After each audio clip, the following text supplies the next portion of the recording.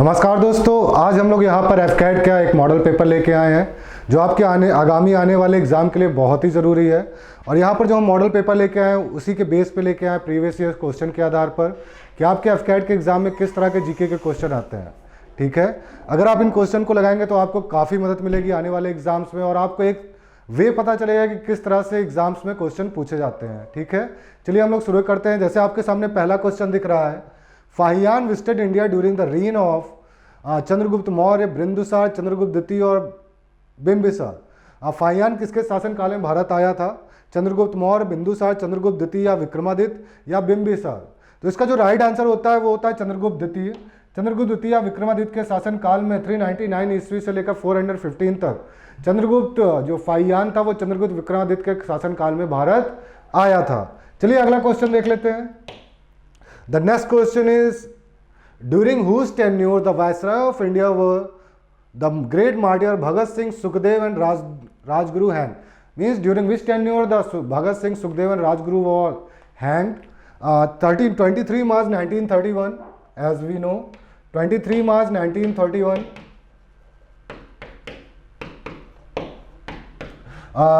Sukhdev, Rajguru and Bhagat Singh was hanged during the tenure of Lord Irwin. ठीक है, that time the governor was Lord Irwin. चलिए let's move to the next question. Who was the Governor General of India during the Sepoy Mutiny? Sepoy Mutiny means revolt of 1857. 10 May 1857 revolt broke at the Meerut. उसी के बारे में इसमें पूछा गया। उस time पे हमारे जो governor general, that time the governor general was the Lord Canning. Lord Canning, he was the first viceroy of India. He was the first viceroy of India and the last governor general of India. Okay, let's move to the next question. Which kind of missile is BrahMos? BrahMos is a supersonic cruise missile. ठीक है, whose speed is around Mach 4, means 4 times the speed of sound. Okay, the right answer is supersonic cruise missile. Let's move to the next question. क्या आपने भी देखा है भारतीय सेना में जाने का सपना? मेजर कलसी क्लासेस करेगा आपके ऐसे हर सपने को साकार। जुड़िए हमारे ऑफलाइन क्लासरूम प्रोग्राम के साथ जहां आपको मिलेगा एक्सपर्ट फैकल्टी टीम का guidance, best defence oriented books, बेहतरीन physical training, doubt counter facilities, special current affair की क्लासेस और monthly unit test.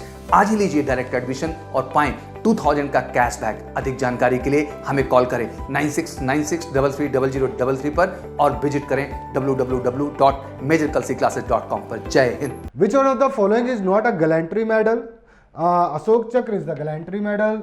Arjuna Award is not, it's a sports award. So right answer is Arjuna Award. Paramveer Chakra is also a Saurya Chakra, Veer Chakra, Mahavir Chakra, ठीक है, and Paramveer Chakra. These are all the gallantry award. The right answer is Arjuna Award. It's a sports awards. ठीक है. Let's move to the next question. The Constitution of India was promulgated on January 26, 1950 because this day was being celebrated as the Independence Day since 1930. Since 26 January 1930, this day was celebrated as the Independence Day. So right answer is first one. We need not to move to the next option. ठीक है, हमको आगे option देखने की जरूरत भी नहीं है. First option is the right option. Okay, let's move to the next question. Question number 7. Oldest mountain range in India is Aravalli. It's a GK question. Aravalli is the oldest mountain range. It's a fold mountain. Oldest fold mountain also. And Himalaya is the young fold mountain. So Aravalli is the right answer. Let's move to the question number 8. Ozone layer located in which layer? Ozone layer is located in the stratosphere or Samtap Mandal. ठीक है, ozone layer is located in which layer? Stratosphere. The second layer of the atmosphere, stratosphere. And the question number 9. The fundamental rights are enshrined in the Constitution of India in Part 3. Part 1 Union and Territory, Part 5 Union Legislative, Part 4 DPSP. So the right answer is Part 3. Okay, fundamental is enshrined in the Part 3. Question number 10. With which among the following The sport the CK Naidu Trophy is associated. CK Naidu Trophy is associated to the cricket. Ranji Trophy, CK Naidu Trophy, all is associated to the cricket. Okay, it's the right answer. CK Naidu Award is also associated to the cricket. So CK Naidu Trophy is associated with the cricket is the right answer. Where is the Indian Military Academy is located? Indian Military Academy is located at Dehradun. Okay, we all know we are preparing for the defense exam, so you must know Indian Military Academy is where. It's in Dehradun. Okay, next question. Fundamental right of the Constitution is taken from which country? It taken from the USA in the part 3 of the Constitution. As we know earlier, part 3 of the Constitution, fundamental right is taken from the USA Constitution. Okay, last question, question number 13. Who was the first woman speaker of the Lok Sabha? Meera Kumar was the first speaker of Lok Sabha. It's the right answer, 2014 to 2019. Meera Kumar was the first woman speaker of Lok Sabha. Okay. Question number 14. Who was the founder of Agra? Sikandar Lodi was the founder of Agra at 1504. Question number 15. Which day is celebrated as the United Nations Day? 24th October 1945. The establishment of UN, United Nations, is known as the United Nations Day. 24 October is celebrated as the United Nations Day. And when was it established? 24th October 1945. Question number 16. Which Indian has been named as the new CEO of Twitter in 2021? It's the right answer is Parag Agrawal. Is the current affair. Parag Agrawal recently appointed as the CEO of the Twitter. ठीक है. So right answer is Parag Agrawal. Question number 17. Operation Devi Shakti. Operation Devi Shakti is the operation led by the Indian to evacuate the citizens or members, people of India from Afghanistan. From Afghanistan. Recently, when the Taliban held the Afghanistan, after that the Operation Dev Shakti was started from the Indian Armed Force to evacuate the people from the Afghanistan. So the right answer is Afghanistan. Let's move to the next question, question number 18. Which among the following states does not have the bicameral legislature? West Bengal doesn't have. Right answer is West Bengal, but let's know which state have. Maharashtra have bicameral, Bihar have, Andhra Pradesh have, Uttar Pradesh have bicameral legislature, Telangana and Karnataka. These 6 states have a bicameral legislature. Okay, means legislative council. Only 6 states have Maharashtra, Bihar, UP, Andhra Pradesh, Telangana and Karnataka. West Bengal doesn't have bicameral legislature. Let's move to the question number 19. When the International Human Rights Day is observed? 10th December on the establishment of United Nations Human Rights Development. The day was celebrated as a Human Rights Day. 10th December 1948 was the establishment of UNHRDP. So to commemorate that day, we celebrate the International Human Rights Day on 10th December. The right answer is 10th December. And here we move to the last question. The center for the second round table conference in London was St. James Palace, in which Gandhiji participated. Held at December 1931. December 1931, the second round table conference at London. The place was St. James Palace. St. James Palace. So the right answer is A1, St. James Palace. So that's it. That's it with the current affair question and the GK part. For the more updates, you can join the major कल से YouTube classes. जय हिंद, जय Bharat. Hello बच्चों, आप सभी का स्वागत है एमकेसी के ऑनलाइन प्लेटफॉर्म पे. बच्चों, आज आपके लिए लाए हैं 15 क्वेश्चन अर्थमेटिक के अफकैट के एग्जाम के लिए. बहुत ही बेहतरीन मॉडल पेपर है. तो बच्चों, यदि आप अफकैट के एग्जाम में बैठ रहे हैं तो आप सभी को यह मॉडल पेपर ज़रूर वॉच करना चाहिए. पेन कॉपी के साथ बैठिए. आप यह देखिए कि आपने इन 15 सवालों में कितने प्रश्नों का सही जवाब दिया. तो चलते हैं बच्चों आज के पहले प्रश्न की तरफ. जैसा कि आप सभी को पहला प्रश्न यहाँ पर दिख रहा है बच्चों. पहला क्वेश्चन है, the volume of a cube and cuboid is equal if sides of cuboid are 18 centimetre, 12 centimetre and 8 centimetre the length of sides of cube is. प्यारे बच्चों, हमें कह रहा है कि एक क्यूब है. क्यूब का वॉल्यूम क्या होता है? ए क्यूब होता है. और बच्चों, हमारे क्यूबॉइड का जो वॉल्यूम होता है LBH होता है. कह रहा है इनके वॉल्यूम्स इक्वल हैं और आपको इसका जो क्यूबॉइड है उसका आपको साइड्स दे रखा है 18 इंटू 12 इंटू 8 दे रखा है बच्चों। अगर यहाँ पर हम क्यूब हटाएंगे तो हमारा क्यूब रूट हो जाएगा। बस बेसिकली हमें यही सॉल्व कर लेना है। हम सभी को पता है बच्चों, अगर इसका हम फैक्टर करेंगे 2 3 6 3 18 और लिख सकते हैं 4 3 12 और 8 को 8 रहने देते हैं बच्चों। तो यहाँ पर 4 और 2 8 हो जाएगा, तो हमारा बाहर 2 आ जाएगा। 3 3 9 एंड 3 27 का हमारा 3 बाहर आ जाएगा और बच्चों 8 का 2 बाहर आ जाएगा। सो हम सीधा सीधा मल्टीप्लाई कर लेंगे। 2 3 6 6 2 12 और बच्चों हमारी साइड क्या हो जाएगी 12 सेंटीमीटर हो जाएगी। बहुत ही बेसिक सा प्रश्न था एंड आई होप कि आप लोगों ने इसे क्लियर किया होगा। चलते हैं बच्चों अगले प्रश्न की तरफ। आप लोग भी देखिएगा कि आपने कितने प्रश्नों का सही जवाब दिया। वो कहते हैं कि बैटल ग्राउंड में वार वही जीतता है जो सही स्ट्रैटेजी से फाइट करता है। ठीक वैसे एग्जाम वही क्रैक करता है जो एक्यूरेट प्लानिंग के साथ प्रिपरेशन करता है। तो 15 साल के वर्स्ट एक्सपीरियंस के आधार पर हमने डिजाइन किया है फौज के एग्जाम को क्रैक करने का एक किलर प्लान, जिसके माध्यम से आप घर बैठे सिक्योर कर सकते हैं सेना के किसी भी एग्जाम में मैक्सिमम मार्क्स। तो एमकेसी के ऑनलाइन कोर्स में आपको मिलेगा recorded lecture 24/7, teaching plan, chapter wise e notes, daily live classes, daily assignment, study material, interactive classes, doubt counter, daily quiz, online test, 1-to-1 guidance, exam oriented tips और daily current affair. 4.8 के Google play store की rating के साथ defence assessment की पहली पसंद। So what you are waiting for, अभी download कीजिए एमकेसी लर्निंग ऐप अपने गूगल प्ले स्टोर से और बुक कीजिए अपनी फ्री डेमो क्लास। आज का दूसरा क्वेश्चन है हमारा टाइम एंड वर्क से, बहुत ही बेहतरीन सवाल है। तो सेकंड क्वेश्चन में है बच्चों हमारे पास ABC can do a work in 10 days। ABC can do a work in 10 days। The three together works for 4 days. Then A left the work, B and C finished the remaining work in 10 days. In how many days will A alone do that work? Okay बच्चों, यहाँ पर A है और B है और C है, किसी कार्य को 10 दिन में कर सकते हैं। लेकिन फिर आगे हमें बोला जाता है the three togethers work for 4 days। ये तीनों लोग मिलके 4 दिन तक लगातार कार्य करते हैं। तो बच्चों एक दिन में जो काम करेंगे 1/10 करेंगे। सो 4 days में बच्चों 8/5 वर्क करेंगे। तो जो हमारे पास रेस्ट वर्क बचेगा प्यारे बच्चों, रेस्ट वर्क हमारे पास कितना बचेगा 3/5 बचेगा। इसे कौन कर रहा है, ए लेफ्ट कर दिया कम को। इसे बी और सी करेंगे बच्चों 10 days में।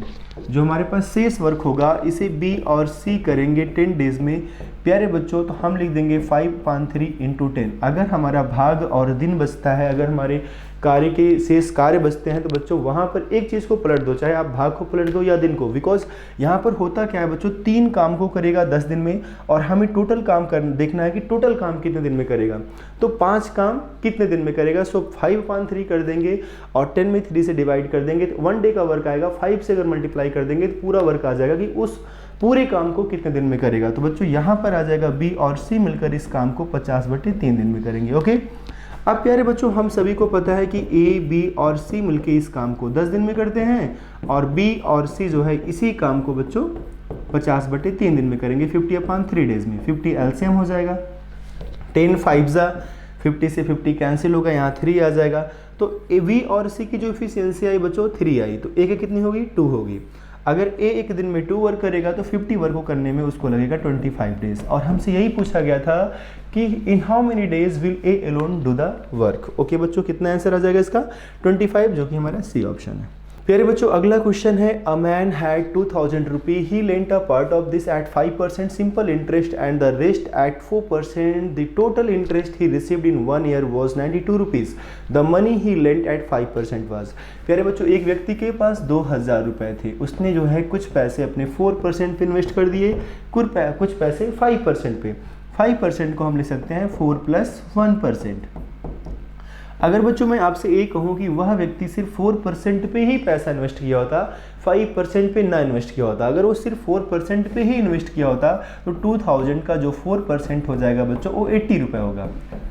उसे जो इंटरेस्ट के रूप में मिलता है आफ्टर 1 year बच्चों 80 रुपये मिलता है, लेकिन उसे इंटरेस्ट कितना मिला है 92 मिला है। तो 92 का मतलब क्या हुआ, उसे 12 रुपये एक्स्ट्रा मिला। ये जो 12 एक्स्ट्रा मिला बच्चों ये 1% बढ़ने की वजह से मिला। 1% का वैल्यू 12 रुपीज़ है, तो प्यारे बच्चों 100% का वैल्यू 1200 हो जाएगा और ये हमारा आंसर आ जाएगा 5% पे इन्वेस्ट की गई राशि, यानी हमारा आंसर क्या होगा, वी ऑप्शन होगा। अ dealer offered a machine for sale 27,500। एक डीलर है, उसने कहा कि हम इस मशीन को 27,500 रुपये में सेल आउट करेंगे, but even if had charge 10% less, लेकिन यदि वह 10% कम में उसे सेल करता तो कितने में सेल करता बच्चों?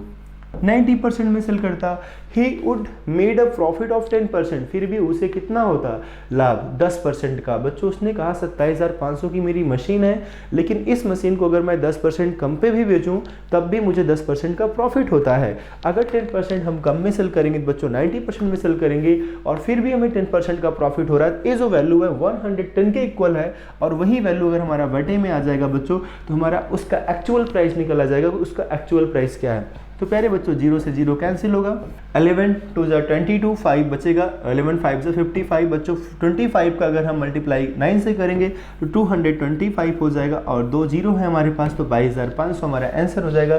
किस ऑप्शन में बच्चों? बी ऑप्शन में, जो कि हमारा आंसर हो जाएगा। In an examination 30% student of failed in maths, 40% failed in science, 25% failed in both subject. If 220 passed in both the subject, find the number of students appeared in the exam. प्यारे बच्चों यहाँ पर दो तरह के subject हैं, एक हमारा मैथ है और एक हमारा साइंस है। हमें दिया गया है 25% स्टूडेंट्स दोनों में फेल हैं। अगर 25% दोनों में फेल हैं तो ओनली मैथ में कितने लोग फेल हैं? क्योंकि 30% बच्चों जो बच्चे हैं वो मैथ में फेल हैं। अगर 30% मैथ में फेल हैं तो ओनली मैथ में फेल बच्चे 5% होंगे। 5 + 25% 30% हो जाएगा, बिकॉज 25 दोनों में कॉमन हो जाएगा। 40% फेल्ड इन साइंस, तो बच्चों 40% अगर साइंस में फेल हैं तो 15% फेल हैं किस में? ओनली साइंस में, ओनली साइंस में। तो टोटल अगर हम बात करें बच्चों, फेल बच्चे जो हैं वो कितने हैं? टोटल फेल्ड जो हैं बच्चों वो 15, 25 एंड 5, 25, 5, 30 एंड 15, 45% बच्चों कहीं ना कहीं फेल है। टोटल सब्जेक्ट में जो भी हमारा मैथ साइंस है उसमें जो फेल है टोटल 45% फेल्ड हैं। तो पास बच्चे कितने होंगे बच्चों? 55, बिकॉज जो टोटल स्टूडेंट होते हैं उनकी जो संख्या होती है बच्चों वो 100% होती है।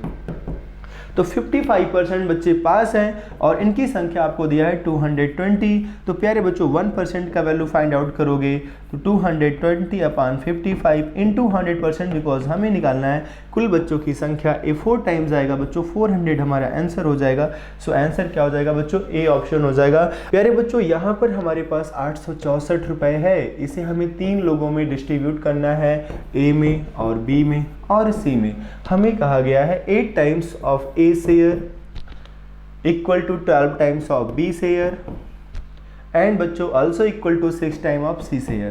प्यारे बच्चों ए एक दूसरे के इक्वल हैं। अगर हम इसे कट करेंगे, हम इसे कट कर लेते हैं, 2 से कट करेंगे, 2 4 जा, 2 6 जा एंड 2 3 जा। प्यारे बच्चों अब अगर हमें ए बी और सी का रेशियो निकालना है तो सिंपल सा फंडा होता है इसका रेशियो निकालने का। ए को आप छिपा लीजिए, इन दोनों का मल्टीप्लाई करो, 6 3 18 हो जाएगा। बी को छिपाएंगे 4 3 12 हो जाएगा एंड सी को छिपाएंगे बच्चों 6 4 24 हो जाएगा।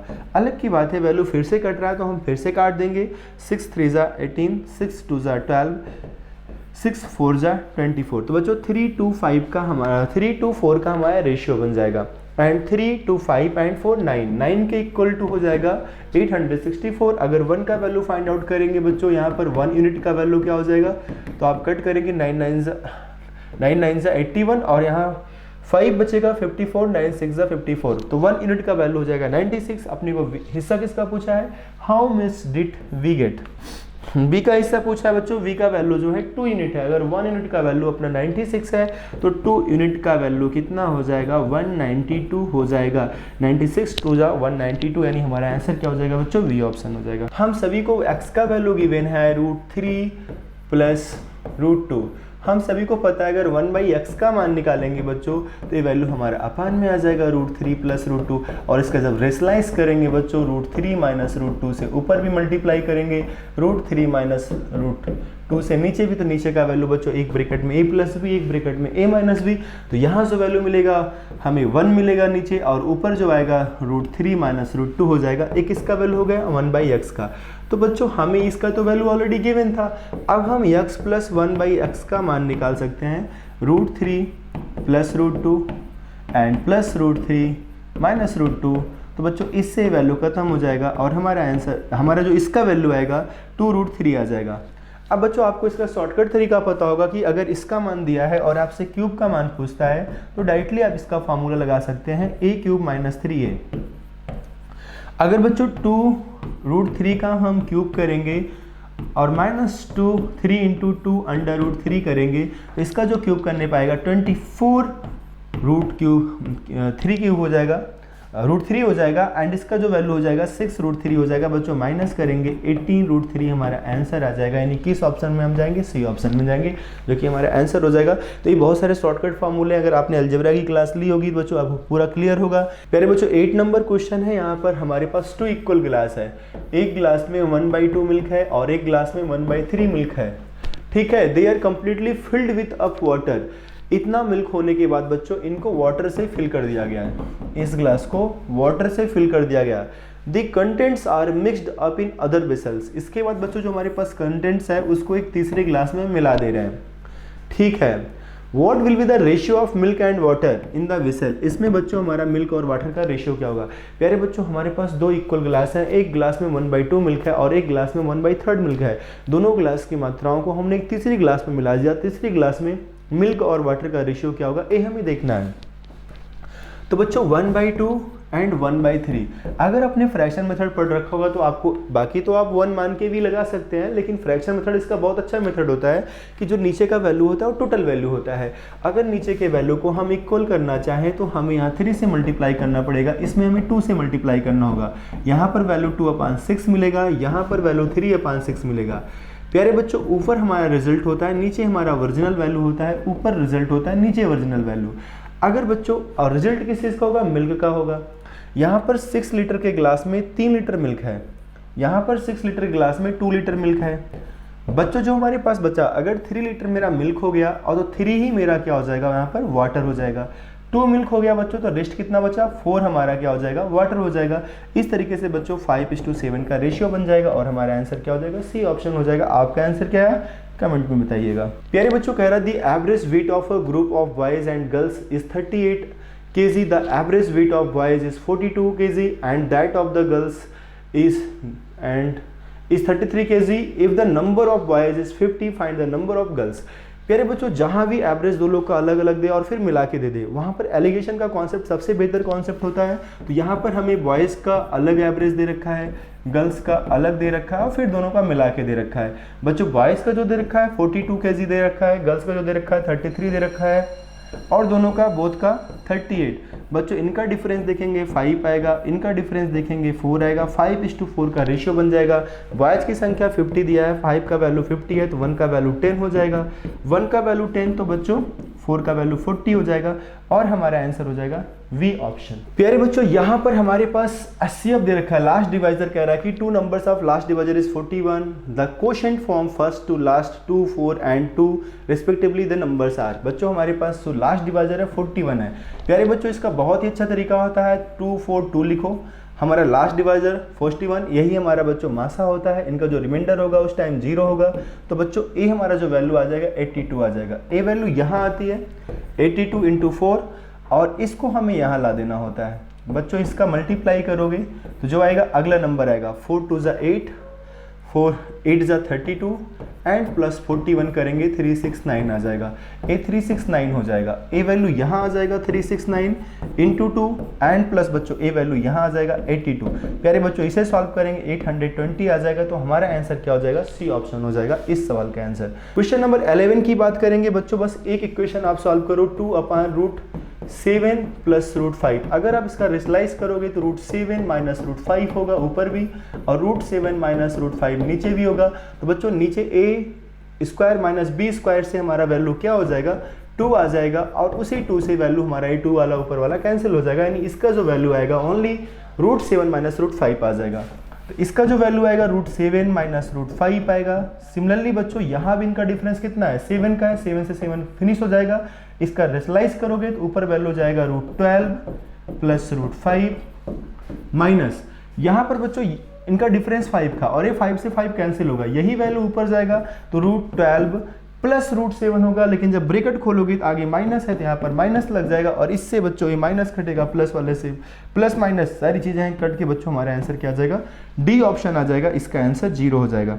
अगर आप इस इक्वेशन को सॉल्व करोगे और आपने इसका स्क्वायर रूट सीखा होगा तो इसका बहुत ही शॉर्टकट तरीका होता है बच्चों, 5 × 6 करना है या 6 × 5 कर देना है हमें।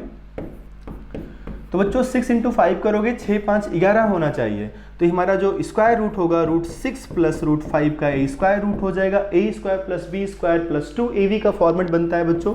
तो डायरेक्टली अगर आपने स्क्वायर रूट पढ़ा होगा तो ये चीज़ें आपको पता होंगी। और यही चीज़ इसका तो वैल्यू हमारा आ गया √6 + √5, क्योंकि बच्चों अगर इसी को जब आप सॉल्व करोगे इसका तो 1/√6 + √5 हो जाएगा इसके स्थान पे।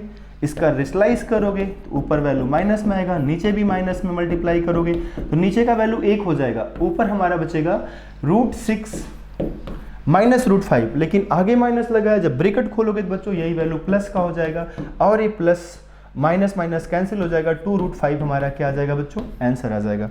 बच्चों यहाँ पर each students in a class contributed as many rupees as the number of students in the class of a picnic. The schools contributed 150 rupees per teacher who led the trip. If the total amount collected 1,350 rupees and the number of teachers who led the trip was 3, how many students were there in the class? प्यारे बच्चों एक class में जितने बच्चे हैं उतनी ही संख्या में वो पैसे भी दे रहे हैं। मान लो x बच्चे हैं और x ही पैसे दे रहे हैं, एक टीचर से जो पैसा मिल रहा है 150 मिल रहा है, हमारे पास 3 टीचर हैं तो टोटल जो पैसा कलेक्ट हो रहा है सबसे मिला के बच्चों 1,350 रुपये मिल रहा है। तो x² 440 1350 बच्चों x² का जो वैल्यू हो जाएगा 1,350 -450 और बच्चों यहाँ x² बराबर 900 आ जाएगा, तो x का वैल्यू जो हो जाएगा √900 हो जाएगा, x का वैल्यू बच्चों हमारा कितना आ जाएगा 30 आ जाएगा। सो हमारा आंसर हो जाएगा यहाँ पर बच्चों क्या, सी ऑप्शन हो जाएगा। Mohan engaged a servant on the conditions that he would pay him 200 and a set of clothes after 10 days of his service. The servant left the job after 5 days only. Mohan paid him 20 rupees in cash and a set of clothes as his proportionate wages the price of the set of clothes. प्यारे बच्चों मोहन ने एक नौकर को अपने यहाँ रखा और उसको बोला कि भाई हम आपको 200 रुपए देंगे और एक कपड़े का सेट देंगे 10 दिन काम करोगे तो, लेकिन उसने 5 ही दिन काम किया, उसको एक 20 रुपए दिया और एक सेट कपड़ा दिया, क्लॉथ को मैंने इसी लिख दिया। तो बच्चों 20 दिन का जो उसका मजदूरी होगा आपके अकॉर्डिंग क्या होगा भाई, अगर 5 दिन का, क्योंकि बच्चों 10 दिन का उसका 200 रुपये है तो 5 दिन का उसको 100 रुपये मिलेगा, 10 दिन में एक कपड़ा मिलता है तो 5 दिन में बच्चों कपड़े का आधा मिल जाएगा, है ना। ये 5 दिन की मजदूरी होगी, लेकिन उसने क्या किया, कपड़ा पूरा दे दिया, पैसा कम कर दिया। बच्चों इसे सॉल्व करोगे c - c/2 100 - 20 यहाँ 80 आ जाएगा, यहाँ c/2 आ जाएगा बच्चों, क्लॉथ का जो वैल्यू हो जाएगा 160 हो जाएगा और ये हमारा आंसर हो जाएगा 160 रुपये। किस ऑप्शन में है, ए डी ऑप्शन में। ये बच्चों क्वेश्चन हम लोग को सॉल्व करना है। 16 cot x बराबर 12 है, तो बच्चों cot x बराबर हो जाएगा 12/16। cot का वैल्यू होता है बच्चों cos x बटे में sin x बराबर 12/16। एक cos का वैल्यू एक sin का वैल्यू, तो यहाँ पर sin का वैल्यू 16 है, cos का वैल्यू 12 है, cos का वैल्यू 16 + 12 बच्चों 4/28 हो जाएगा, 4 × 9 4 4 से 28 1/7 हमारा आंसर हो जाएगा, जो कि दिया नहीं है, नन ऑफ दिस हमारा आंसर हो जाएगा। तो प्यारे बच्चों आई होप कि आपको सारे क्वेश्चंस बेहतरीन लगे होंगे। आपने कितने प्रश्नों का सही जवाब दिया बच्चों, मॉडल पेपर था तो एज अ मॉडल पेपर की तरह स्पीड और एक्यूरेसी को मेंटेन करते हुए चीज़ों को कम टाइम में किया गया है। सो बच्चों आपके कितने क्वेश्चन सही हैं कमेंट जरूर करिएगा। थैंक यू, जय हिंद। जय हिंद students, this is Ansari sir, English faculty, and I welcome you all to our MKC YouTube channel. My dear students, जैसा कि आप जानते हैं कि FCAT की जो एग्जामिनेशन है बहुत ही करीब है, एट हैंड है। So in this regard I have brought an excellent model paper based on the questions of FCAT। तो माय डियर स्टूडेंट, जैसा कि आप जानते हैं कि FCAT का एग्ज़ाम बहुत ही नज़दीक है और उसी को नज़र में रखते हुए हमारी टीम ने, MKC टीम ने आपके लिए मॉडल पेपर तैयार किया है, जो कि आपके लिए बहुत ही हेल्पफुल हैं, जिसको देखने के बाद आपको एक नया कॉन्फिडेंस आएगा, एक बूस्टअप मिलेगा और ये भी पता चलेगा कि किस टाइप के क्वेश्चंस उस एग्ज़ाम में आते हैं। मिलते जुलते क्वेश्चन ज़रूर आपको मिलेंगे, क्योंकि ये बहुत ही अच्छी तरीके से इनको तैयार किया गया है। तो आइए बिना देरी किए हुए हम लोग शुरू करते हैं। जैसा कि आप जानते हैं कि एग्ज़ाम कोई भी हो उसमें कॉम्प्रीहेंशन ज़रूर आता है, तो कॉम्प्रीहेंशन आपके सामने यहाँ पर है। जैसा ये लिखा हुआ है कॉम्प्रीहेंशन। कॉम्प्रीहेंशन का मतलब होता है समझ। देखिए हर बार ये बताया जाता है कि जब कभी भी आप कॉम्प्रीहेंशन करने जा रहे हैं तो आपकी रीडिंग अच्छी होनी चाहिए। नहीं, जो कॉम्प्रीहेंशन में लिखा है वही आपके क्वेश्चन में भी होते हैं। जनरली स्टूडेंट क्या समझता है कि हम अपने हिसाब से या कुछ फिगर देखकर हम टिक लगा लेंगे, ऐसा नहीं है, क्योंकि बहुत सारे जो कॉम्प्रीहेंशन होते हैं वो ऑब्जेक्टिव टाइप के होते हैं। तो बच्चों आइए शुरू करते हैं, और ये कॉम्प्रीहेंशन आपके सामने है, इसको आप भी पढ़िए, मैं भी पढ़ूं। इसकी कोई ट्रिक नहीं होती है, ट्रिक लंबे पैसेज में होती है जहाँ पे 600-700 वर्ड्स के पैसेज होते हैं। तो उसमें होता क्या है कि भाई अगर इंफॉर्मेटिव टाइप का है तो आप उसमें कुछ फिगर हैं, कुछ क्या कहते हैं, कोई ऐसी घटना है जिसको हम लोग अंडरलाइन करके क्वेश्चन को हल कर लेते हैं। लेकिन अगर ऑब्जेक्टिव टाइप का जबकि तो उसमें दिक्कत होती है, जैसा कि ये पैसेज आपके सामने है, कहीं ना कहीं ऑब्जेक्टिव है, इसमें इंफॉर्मेशन नहीं है। तो आइए पढ़ते हैं, मैं भी पढ़ता हूं और कोशिश करता हूं कि इसकी थीम क्या है, इसकी जिस्ट क्या है, उसके हिसाब से हम इस पर बात करेंगे। देखिए इसमें बात हो रही है द प्रिंटिंग। आप भी हमारे साथ पढ़िए और पढ़ते हुए जाइए। इसको हम लोग ट्रांसलेट करेंगे। ट्रांसलेट पूरा वर्ड टू वर्ड नहीं होगा, बल्कि एक भाव के हिसाब से, एक्सप्रेशन के हिसाब से हम इसमें जाएंगे। तो देखिए the printing press has made knowledge available to the vast multitude of people. देखिए क्या कह रहा है कि जो प्रिंटिंग प्रेस है उसने हैज मेड नॉलेज अवेलेबल, उसने नॉलेज अवेलेबल कराया है किसको? एक बहुत ही बड़ी संख्या के लोगों को, यानी एक जिनकी संख्या वास्ट है, विशाल है। But what kind of knowledge it is, लेकिन ये किस प्रकार का नॉलेज है? ऑथर कह रहा है कि भाई किस प्रकार का नॉलेज है। Is it of any permanent character, क्या ये किसी परमानेंट करेक्टर की बात करता है या इसका कुछ औचित्य भी है? Books have become common and when we say that books like the Sexton black series sell like hot cakes. देखिए ये कह रहा है कि बुक्स जो है वो कॉमन है, और व्हेन वी से दैट, जब हम ये कहते हैं कि बुक्स लाइक किताबें जो कि सेक्टन ब्लैक सीरीज है, सेल लाइक हॉट केक्स। अब देखिए सेक्टन ब्लैक एक सीरीज है जिसमें कुछ रोमांच की बातें होती हैं, कुछ रोमांटिक बातें होती हैं, जो मसालेदार होती है, जिसको लोग पसंद करते हैं। तो वो कैसे बिकती हैं? जैसे कि हॉट केक बिकता है, यानी बहुत तेजी से बिकती हैं। We have an index of the nature of knowledge. देखिए राइटर कह रहा है कि हमारे पास जो नॉलेज की जो नेचर होती है उसकी हमारे पास एक तालिका है, which a typical person in a vast multitude seeks, जिसमें जो एक विशाल जो संख्या है रीडरों की, उसमें जो एक टिपिकल पर्सन होता है वो जो चाहता है, उसकी पूरी तालिका राइटर कह रहा है कि मेरे पास है। लेट मी टेल, अब कह रहा है कि मुझे बताने दीजिए क्या। एन इंसिडेंट क्या था? That took place in America a few years ago, जो कुछ साल पहले अमेरिका में घटा। An American publisher printed 1 million copies of the works of Charles Dickson in the hope that he could easily sell them on the name of the author.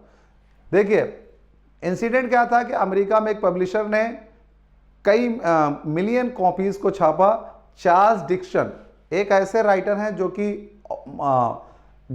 कि moral ground पर लिखते हैं, नैतिक ग्राउंड पर लिखते हैं। उसने ये उम्मीद लगाई थी कि उसको वो आसानी से बेच लेगा इस ऑथर के नाम पर, बट टू हिज डिसअपॉइंटमेंट, लेकिन हुआ क्या? Not him to sell the books, किताबें नहीं बिक रही थी। बीइंग सोरली टायर्ड, वो बहुत ज्यादा क्या कहते हैं, टायर्ड हो गया था। टायर्ड का मतलब यहाँ थके होने से नहीं है, इसका मतलब बहुत ज्यादा डिसअपॉइंटेड हो गया था, परेशान हो गया था। ही हिट ऑन अ प्लान, उसने एक प्लान सोचा। ही टोर ऑफ द कवर पेजेस, उसने क्या किया कि जो बुक की कवर पेजेस थे उसको फाड़ दिया। Substituted covers containing sensational love headings for the titles and again advertise the new books। उसने क्या किया कि भाई जो किताबें थी उनके कवर पेज को फाड़ दिया और उसमें कुछ सेंसेशनल कवर लगाए जो कि लव और प्यार मोहब्बत पर आधारित थी, और फिर उसको एडवर्टाइज किया उस बुक को। इन अ वीक, एक ही हफ्ते में, all the books were sold out. अब देखिए ऑथर कहना क्या चाहता है कि रीडर की जो एक क्वालिटी है, जो रीडर्स हैं वो जनरली क्या पढ़ना चाहते हैं, वो बहुत ही मोरल, बहुत ही नैतिक चीज़ों पे नहीं जाते, बहुत ही क्या कहते हैं, एक हल्की फुल्की चीज़ों को पढ़ रहे हैं जो उनको मज़ा देती है, यानी कुछ अश्लील साहित्य की तरफ जा रहे हैं। अब आगे देखिए, we are not concern here with the moral of the book sellers action. अब यहाँ पे हमें ऑथर कह रहा है हमें इस चीज की बात नहीं करनी है कि बुक सेलर ने जो काम किया क्या वो मोरल ग्राउंड पर सही था कि गलत था, क्योंकि उसे पैसे कमाने थे भाई, उसे तो अपना घाटा नहीं सहना था, इसलिए उसने ऐसा किया। What we have to note is that, जो हमने नोट किया, only books of a sensational type are rarely sought for by the ordinary folk who have a great aversion to serious study. क्या कह रहा है कि यहाँ पे हमने ये नोट किया कि सेंसेशनल टाइप की जो किताबें हैं वो ऑर्डिनरी लोगों के द्वारा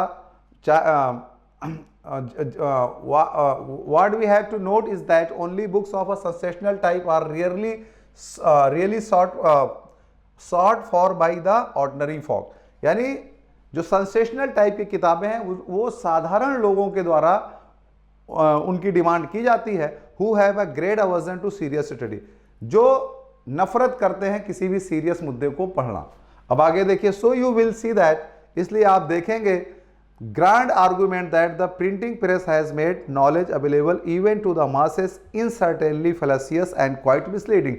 तो वो यही कह रहा है कि आप देख सकते हैं कि जो प्रिंटिंग प्रेस ने जो नॉलेज अवेलेबल कराया है वो कहीं ना कहीं फैलेसियस है, यानी भ्रामक है, और क्वाइट मिसलीडिंग है, वो आपको भ्रमित करने वाला है। To put in it correctly it has created a test for a low order of books. देखिए अब कह रहा है to put it correctly it has created a test for a low order of the books, यानी अपने आप को सही रखने के लिए उसने क्या किया है कि किताबों का जो है, उसने किताबों का जो संग्रह तैयार किया है वो उनकी क्वालिटी एकदम लो है, यानी जो मिर्च मसालेदार है उसी को रीडर पढ़ते हैं। तो अब आपको देखिए पूरा पैसेज समझ में आ गया कि पैसेज क्या कहना चाहता है कि लोग मोरल ग्राउंड पर कोई चीज़ नहीं पढ़ना चाहते बल्कि सेंसेशनल चीज़ें पढ़ना चाहते हैं। तो प्रिंटिंग प्रेस क्या करता है कि ऐसी चीज़ों को छापता है जो मज़ेदार हों, जिसको लोग चटखारे लेके पढ़ें। तो इसमें प्रेस की क्या गलती है, क्योंकि वो तो अपना बिजनेस करेगा ही। आइए इसी पर अब क्वेश्चंस को देखते हैं फटाफट। जैसे पहला क्वेश्चन है, Sexton black series are big sellers because they disseminate knowledge, no. Are informative, no. Satisfy a typically serious reader, no. Are sensational, शुरू में ही लिखा है। तो देखिए सही जवाब आपका क्या है, डी है। जब आपको पैसे समझ में आ गया तो आपको बहुत ज्यादा मेहनत करने की जरूरत नहीं है। अब आगे बढ़ते हैं, क्वेश्चन नंबर सेकंड है, the American publisher had chosen the word of Charles Dickson to. देखिए अमेरिकन पब्लिशर ने, हमने पढ़ा कि उसने chosen the words of Charles Dickens के वर्ड्स को क्यों चुना, यानी उस शब्द को क्यों चुना, क्योंकि वो चाहता था कि वो ज्यादा बिकेंगे, हम उससे पैसा कमाएंगे। तो देखिए, give wide publicity to Dickson, no. Offer the readers what best he could, no. Counter the trash, no. Make money easily, this is the right answer, क्योंकि वो चाहता था कि उनके नाम का सहारा लेकर मैं अच्छा खासा पैसा बना सकता हूं। आइए आगे बढ़ते हैं, और इसके बाद है, what is the main contention of the passage. Passage का जो मेन कंटेंशन है वो क्या है, to stress the popularity of the printing press, no. To point out the disappointment of serious reader, no. To shed light on the moral of the publishers, no. To bring out the evil impacts of the printing press.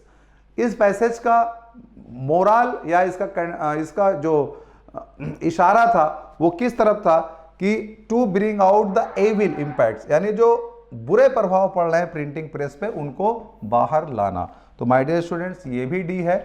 और आइए अब आगे बढ़ते हैं, question number 4 पर चलते हैं। Question number 4 देखिए, the author's contention makes us feel that, क्या फील कराता है ऑथर का इरादा, is unilateral in his argument, no. Is balance, no. Is typical critic, no. Argues convincingly.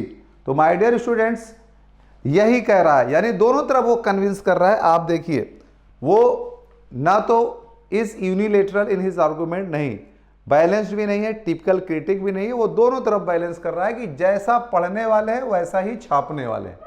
तो हाँ, एकदम सही जवाब है। इसके बाद देखिए आगे बढ़ते हैं, और 5th क्वेश्चन कह रहा है, who is Charles Dickens, a playwright, no. An epic poet, no. A short story writer, a novelist. जी यही है, शॉर्ट स्टोरीज वो लिखा करते थे। तो आप देख सकते हैं कि आसानी से किस तरीके से आपने इन क्वेश्चंस को किया। अब आइए हम लोग आगे बढ़ते हैं और देखते हैं कि आगे क्या है।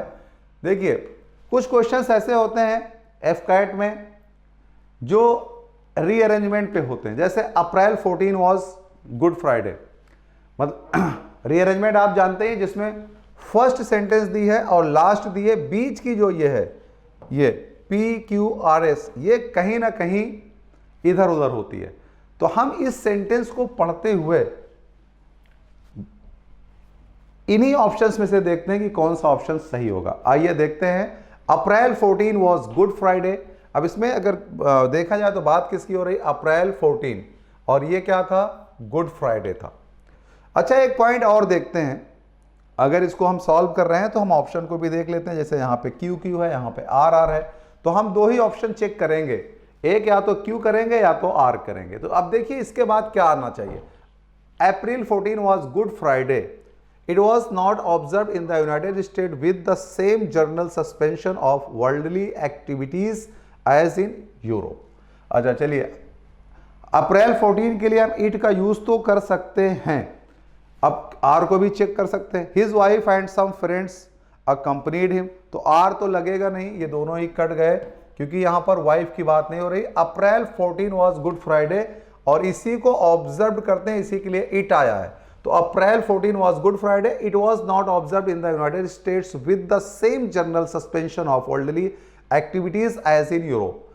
देखिए अब इसी के लिए इट आया तो इसके प्रोनाउन पे जाएंगे। अप्रैल 14 was Good Friday. It was not observed in the United States with the same general suspension of worldly activities as in Europe. तो अब यहां से Q है, Q के बाद P है कि ऐसा, इसी को चेक कर लें। अब इसके बाद देखिए P को देखते हैं। सबसे पहले theatres for example were open as usual, activities as in Europe. अच्छा अब S को चेक करते हैं। एस को देखते हैं। Lincoln decided that he would attend Ford's theatre in Washington that night to see a humorous piece. अब देखिए यहां पर लिंकन की कोई बात हो नहीं रही है तो पी इसके साथ आ सकता है। तो it was not observe in the United State with the same general suspension of worldly activities as in Europe. Theatres for examples were open as usual. इसके बाद देखिए क्यू के बाद पी आया एस। लिंकन डिसाइडेड, अब देखिए यहां पर थिएटर है तो यहां पर भी थिएटर है, इसका देखिए दोनों का पेयर बन रहा है। तो क्या होगा, Lincoln decided that he would attend Ford's theatre in Washington that night to see a humorous piece. उसके बाद आपका आर आ जाएगा। His wife and some friends accompanied him. एकदम सही जवाब है ए।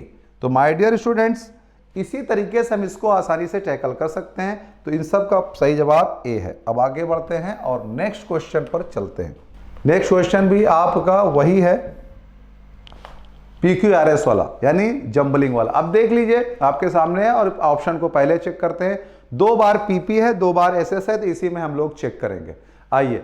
I have long labored under a dark suspicion that I am an idle person. इसमें अगर हम देखें तो किसकी बात हो रही, I कह रहा है long labored under a dark suspicion that I am an idle person. तो I ही की बात है, ऑथर अपनी खुद बात कर रहा है। अब P को चेक करते हैं। If I had a chance to mention it is conversation, I do not accept to be believed. अब देखिए यहां पर कभी किसी कन्वर्सेशन की बात नहीं हुई है। अब अगर S को चेक करते हैं, it is an entirely private suspicion. जाहिर सी बात है कि इसमें सस्पिशन है तो यहां पर भी सस्पिशन आया है। तो देखिए I have a long laboured under a dark suspicion that I am an idle person. अब यहां पे देखिए it is an entirely private suspicion. तो माय डियर स्टूडेंट्स, S सही है, ये दोनों कट गए। तो S से आपकी ये शुरू हो रहा है। इसके बाद P आएगा, ये तो दोनों में P है। तो Q आता है कि R आता है। अब देखिए it is an entirely private suspicion. इसके बाद P पढ़ लेते हैं। If I had a chance to mention it is conversation I do not expect to be believed. इसके बाद Q, the art of defence is attack. उसके बाद R को चेक करते हैं। I announce that I am idle in fact to prevent the idea spreading that I am idle. I defend my self by attacking myself claiming verdict of not guilty by the candour of my confession of guilt. तो my dear students, आप देख सकते हैं कि इसके बाद Q आएगा कि R आएगा, यही थोड़ा सा सोचना है।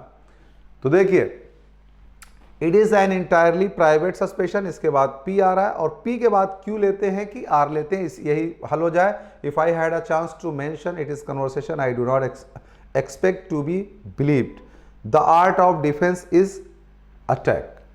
हाँ ये सही हो सकता है, क्योंकि अगर R को लेते हैं I announce that I am idle in fact to prevent the idea spreading that I am idle, the art of defence is attack. तो यहां पे ये नहीं आ रहा है, तो सही जवाब आपका क्या होना चाहिए, बी होना चाहिए।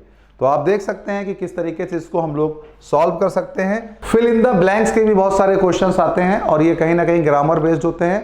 तो आइए सबसे पहले देखते हैं कि फिल इन द ब्लैंक्स में क्या है। Had he work hard he dot dot examination. My dear students, ये कंडीशनल का हैड लगा हुआ है, हैड ही वर्क हार्ड। अगर कंडीशनल में परफेक्ट है तो परफेक्ट के साथ हम वुड हैव के साथ वर्ब की थर्ड फॉर्म लगाते हैं जो कि सी में है। तो ये सेंटेंस हो जाएगी had he worked hard he would have passed the examination. This is the right answer. आप देख सकते हैं आसानी से। और आगे बढ़ते हैं, नेक्स्ट क्वेश्चन पर चलते हैं। नेक्स्ट क्वेश्चन भी फिल इन द ब्लैंक्स का है। I dot dot the fine of marks when I was studying in university. अब देखिए सिंपल सी बात है, इसमें बीकम है, इसमें बीकेम है, इसमें वॉज बीकमिंग है। तो वॉज बीकमिंग तो होता नहीं है। The fine of marks when I was, अब आप देखें कि सेंटेंस पास्ट में है, वॉज है, तो जाहिर सी बात है इसमें पास्ट ही लगेगा। तो ये तो पास्ट है नहीं, वॉज बिकमिंग होता नहीं, तो सही जवाब क्या है, बीकेम। तो I became the fine of marks when I was studying in university. Next question हमारा A B fill in the blanks का है। Those athletes who do not adhere to the rules of athletics dot dot deprived of taking part in the game. देखिए क्या कह रहा है, those athletes do not adhere to the rules of athletics। अब देखिए athletics है, athletics के साथ वॉज आएगा नहीं, ठीक है ना। तो those athletes who do not adhere to the rules of athletics will have been deprived of taking part in the game, are being deprived of taking part। अब देखिए इसमें अगर हम देखते हैं तो ये तो कट गया, ये भी कट गया। दो में ही ऑप्शन है आपका कि जो लोग यानी जो एथलीट्स हैं who do not adhere to the rules, जो नियमों का पालन नहीं करेंगे of athletics, are being deprived of taking part in the game. तो उनको क्या किया जा रहा है, उनको गेम में पार्टिसिपेट करने से वंचित किया जा रहा है। और अगर विल हैव बीन देखते हैं तो of athletics will have been deprived of, तो will have been deprived of taking part in the game. भाई देखिए सिंपल सी बात है कि एथलेटिक्स हैं, एथलेटिक्स के बाद हमें यहां पे पैसिव चाहिए, आर बीइंग आपका पैसिव है। विल हैव बीन जो है, अगर ये होता विल बी डेप्रीव्ड, बीन की यहां जरूरत नहीं थी क्योंकि कोई समय की बात नहीं कर रहा है। तो विल हैव बीन, तो विल हैव बीन का मतलब हो गया कि एथलेटिक्स हो चुके होंगे, taking part in the game, ये सही नहीं बैठ रहा है। तो देखिए those athletes who do not adhere to the rules of athletics are being deprived of taking part in the game. तो सही जवाब आपका क्या होगा, आर बीइंग होगा, क्योंकि उनको वंचित किया जा रहा है गेम में हिस्सा लेने से। तो विल हैव बीन नहीं हो सकता है। विल हैव बीन कहां लगता है, जहां पर आपका क्या कहते हैं कोई समय दिया हो, या विल भी होता। तो यहां पे सही जवाब आपका सी है। अब आगे बढ़ते हैं। Every year during the mid summer festival the smoke of village bonfires fills the sky. अब देखिए every year during the summer festival the smoke of village bonfires क्या करता है, ये एक रूटीन की बात हो रही है। तो फिल्स नहीं होगा, क्या होगा, फिल होगा। ये भी नहीं होगा क्योंकि ये रूटीन की बात हो रही है, रूटीन को हम सिर्फ प्रेजेंट इंडेफिनिट में बनाते हैं। फिल इसलिए होगा कि बोनफायर्स आपका क्या है, प्लूरल है। Neither John nor James were present in the school yesterday. My dear students, अगर आप देखें जॉन एक व्यक्ति का नाम है और जेम्स भी एक ही व्यक्ति का नाम है, और जब नाइदर नॉर से कोई चीज जुड़ी होती है तो हम वर्ब पास वाले सब्जेक्ट के हिसाब से लेते हैं। तो जेम्स क्या है, एक व्यक्ति है, तो इसके लिए हम क्या करेंगे, वॉज लेंगे और वॉज हमारा ए पार्ट में है। तो सिंपल सा है, एकदम आसानी से इसको आप लगा लीजिए। अब आगे बढ़ते हैं, question number 30। He was alright otherwise he was fatigue. देखिए वो सही था, ये कंजंक्शन का क्वेश्चन है। कंजंक्शन में जब दो स्टेटमेंट में एडवर्स कंडीशन आती है तो हम एडवर्सेटिव कंजंक्शन यूज करते हैं, और एडवर्सेटिव कंजंक्शन हमारे पास क्या कहते हैं, दो है, एक बट है और एक ओनली है। He was alright, only he was नहीं, बट ही वॉज फटीग। तो सही जवाब आपका क्या है, ए। वो सही था लेकिन वो थका हुआ था। देखिए दोनों में क्या है, दोनों में एडवर्स कंडीशन है। तो माय डियर स्टूडेंट्स, आप आसानी से ए लगा लीजिए और आगे बढ़ते हैं। Question number 14। He attended the class which comprised of 60 students. My dear students, comprise के साथ कभी भी कोई भी प्रीपोजिशन नहीं आता, ये रूल में हम लोग पढ़ चुके हैं, याद रख लीजिए इसको। कंप्राइज के साथ कभी भी कोई प्रीपोजिशन नहीं आता है, हाँ कंसिस्ट के साथ आता है। तो कंप्राइज ऑफ नहीं होगा तो सही जवाब क्या हो जाएगा, कंसिस्टेड ऑफ। तो देखिए सही जवाब आपका क्या है, सी है। अब आगे बढ़ते हैं और नेक्स्ट क्वेश्चन पर चलते हैं। स्पॉटिंग एरर पे हम लोग आ चुके हैं। स्पॉटिंग एरर जैसा कि आप जानते हैं कि एक सेंटेंस को 3 भाग में स्प्लिट किया जाता है, तीनों में किसी एक पार्ट में एरर होती है और नहीं होती तो हमारे पास टी होता है। He got the piece of information from one of the students but I could not believe in it. My dear students, he got a piece of information होना चाहिए, द पीस का कोई भी यहां पर लॉजिक नहीं है। अ पीस ऑफ इंफॉर्मेशन, न कि द पीस। तो डियर स्टूडेंट्स एरर कहां है, ए पार्ट में। I was having a holiday by seaside last summer when I ran into Captain Robinson. My dear students, I was having के साथ कभी भी एनजी नहीं आता है, ये रूल हम लोग पढ़ चुके हैं। तो I had a holiday by seaside last summer when I ran into Captain Robinson. तो आप देख सकते हैं आई वॉज हैविंग नहीं होगा, आई हैड। तो यहां पे देखिए ए में एरर बनाइए और यहां पे हैड कर दीजिए, I had a holiday by seaside. तो माय डियर स्टूडेंट्स ये आपका हो गया। इसके बाद आगे बढ़ते हैं और नेक्स्ट क्वेश्चन पर चलते हैं। Do you wanted to discuss this project today or can we do it tomorrow. My dear student, do के साथ हमेशा वर्ब की फर्स्ट फॉर्म आती है, वांट होगा। तो एरर आपकी कहां है, ए पार्ट में। याद रखिए डू के साथ हमेशा वर्ब की फर्स्ट फॉर्म आती है। तो अब आगे बढ़िए, क्योंकि जब एरर जल्दी से मिल जाए तो उस पर टाइम खर्च करने का कोई मतलब नहीं है। Question number 18। To arrive at a decision all the interesting parties should be invited and involved in discussion. देखिए to arrive at a decision all the interesting parties should be invited. Interesting नहीं होगा, interested parties होना चाहिए, क्योंकि यहां पर जो कोई चीज होती है वो इंटरेस्टेड होती है, यहां पे पार्टीज यानी जो लोग इंटरेस्टेड हैं। तो डियर स्टूडेंट्स यहां पे क्या होगा, इंटरेस्टेड हो जाएगा। तो सही आंसर आपका बी है।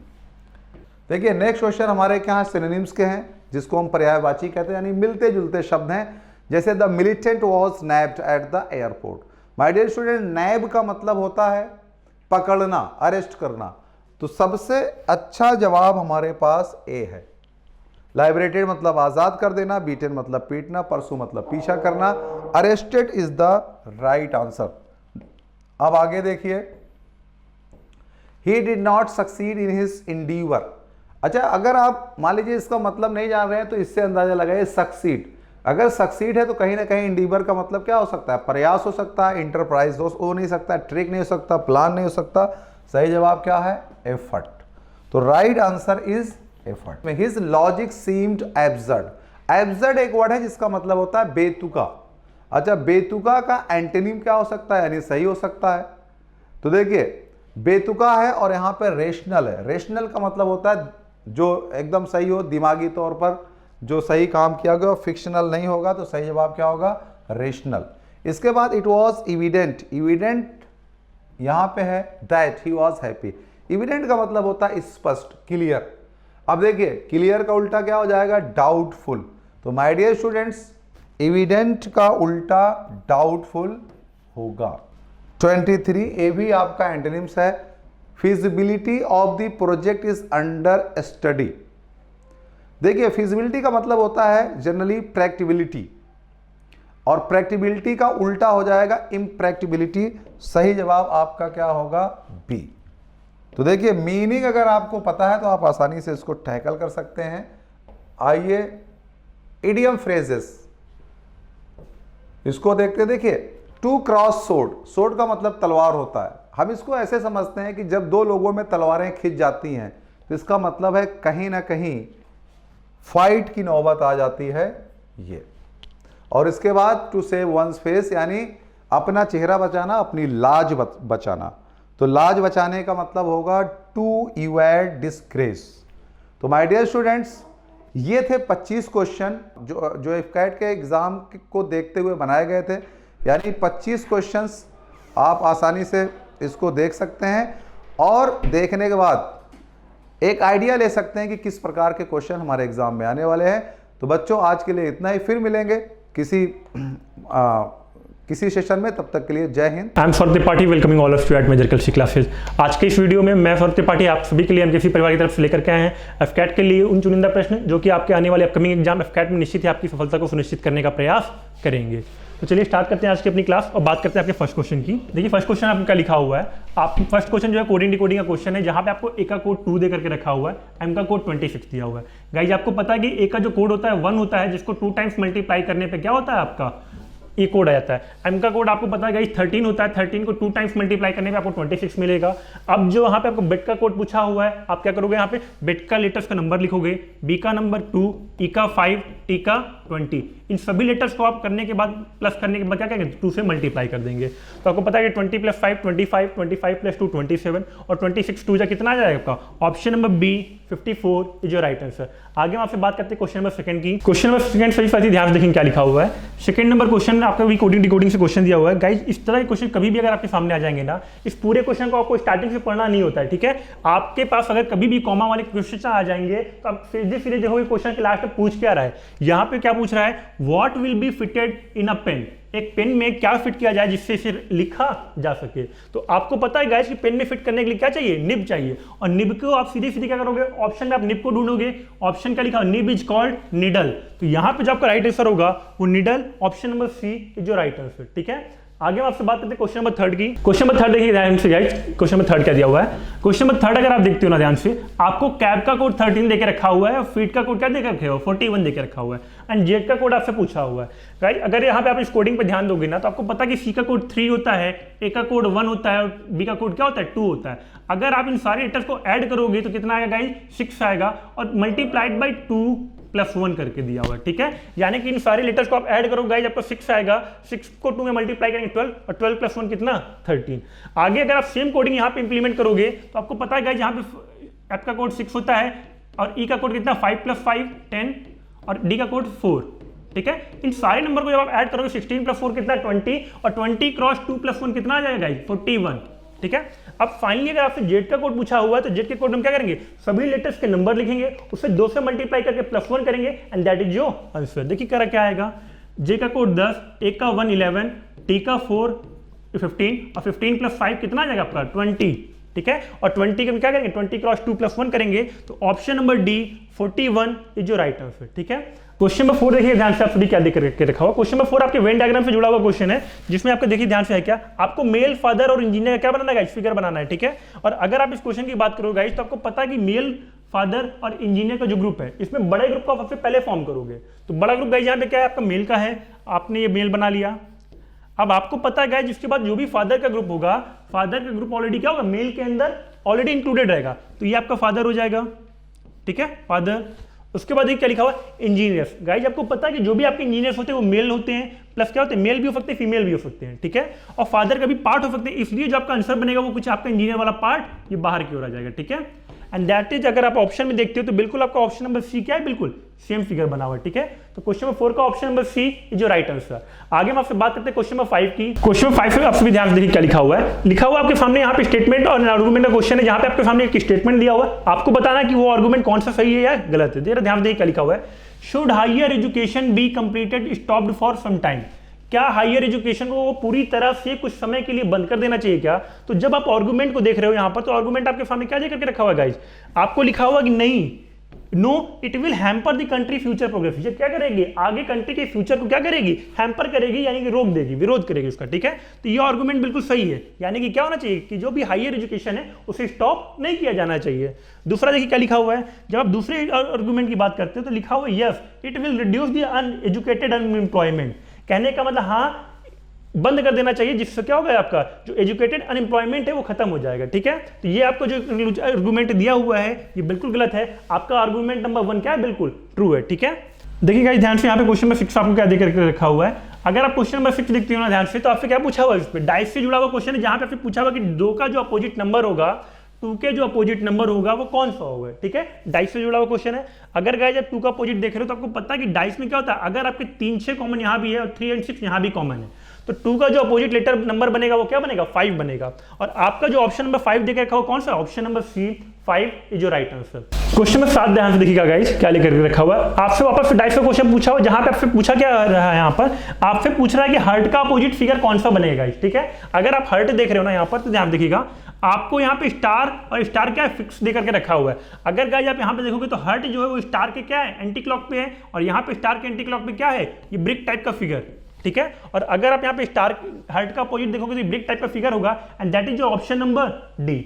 नेक्स्ट क्वेश्चन देखिएगा आपको क्वेश्चन नंबर 8। क्वेश्चन नंबर 8 में क्या देकर के रखा हुआ है, क्वेश्चन नंबर 8 में अगर आप ध्यान से देखोगे ना गाइस, जो भी आपका ये फर्स्ट फिगर बना हुआ है, ये बिल्कुल सेम आपका फर्स्ट फिगर क्या हो रहा है, नंबर 5 पे गाइस आपका रिपीटेड कर रहा है, ठीक है। और फर्स्ट फिगर अगर नंबर 5 पे आपका गाइस रिपीट कर रहा है, तो जो भी आपका यहाँ पे फिगर नंबर 2 बना हुआ है, ये आगे आपका रिपीट करेगा फिगर नंबर 6 पर।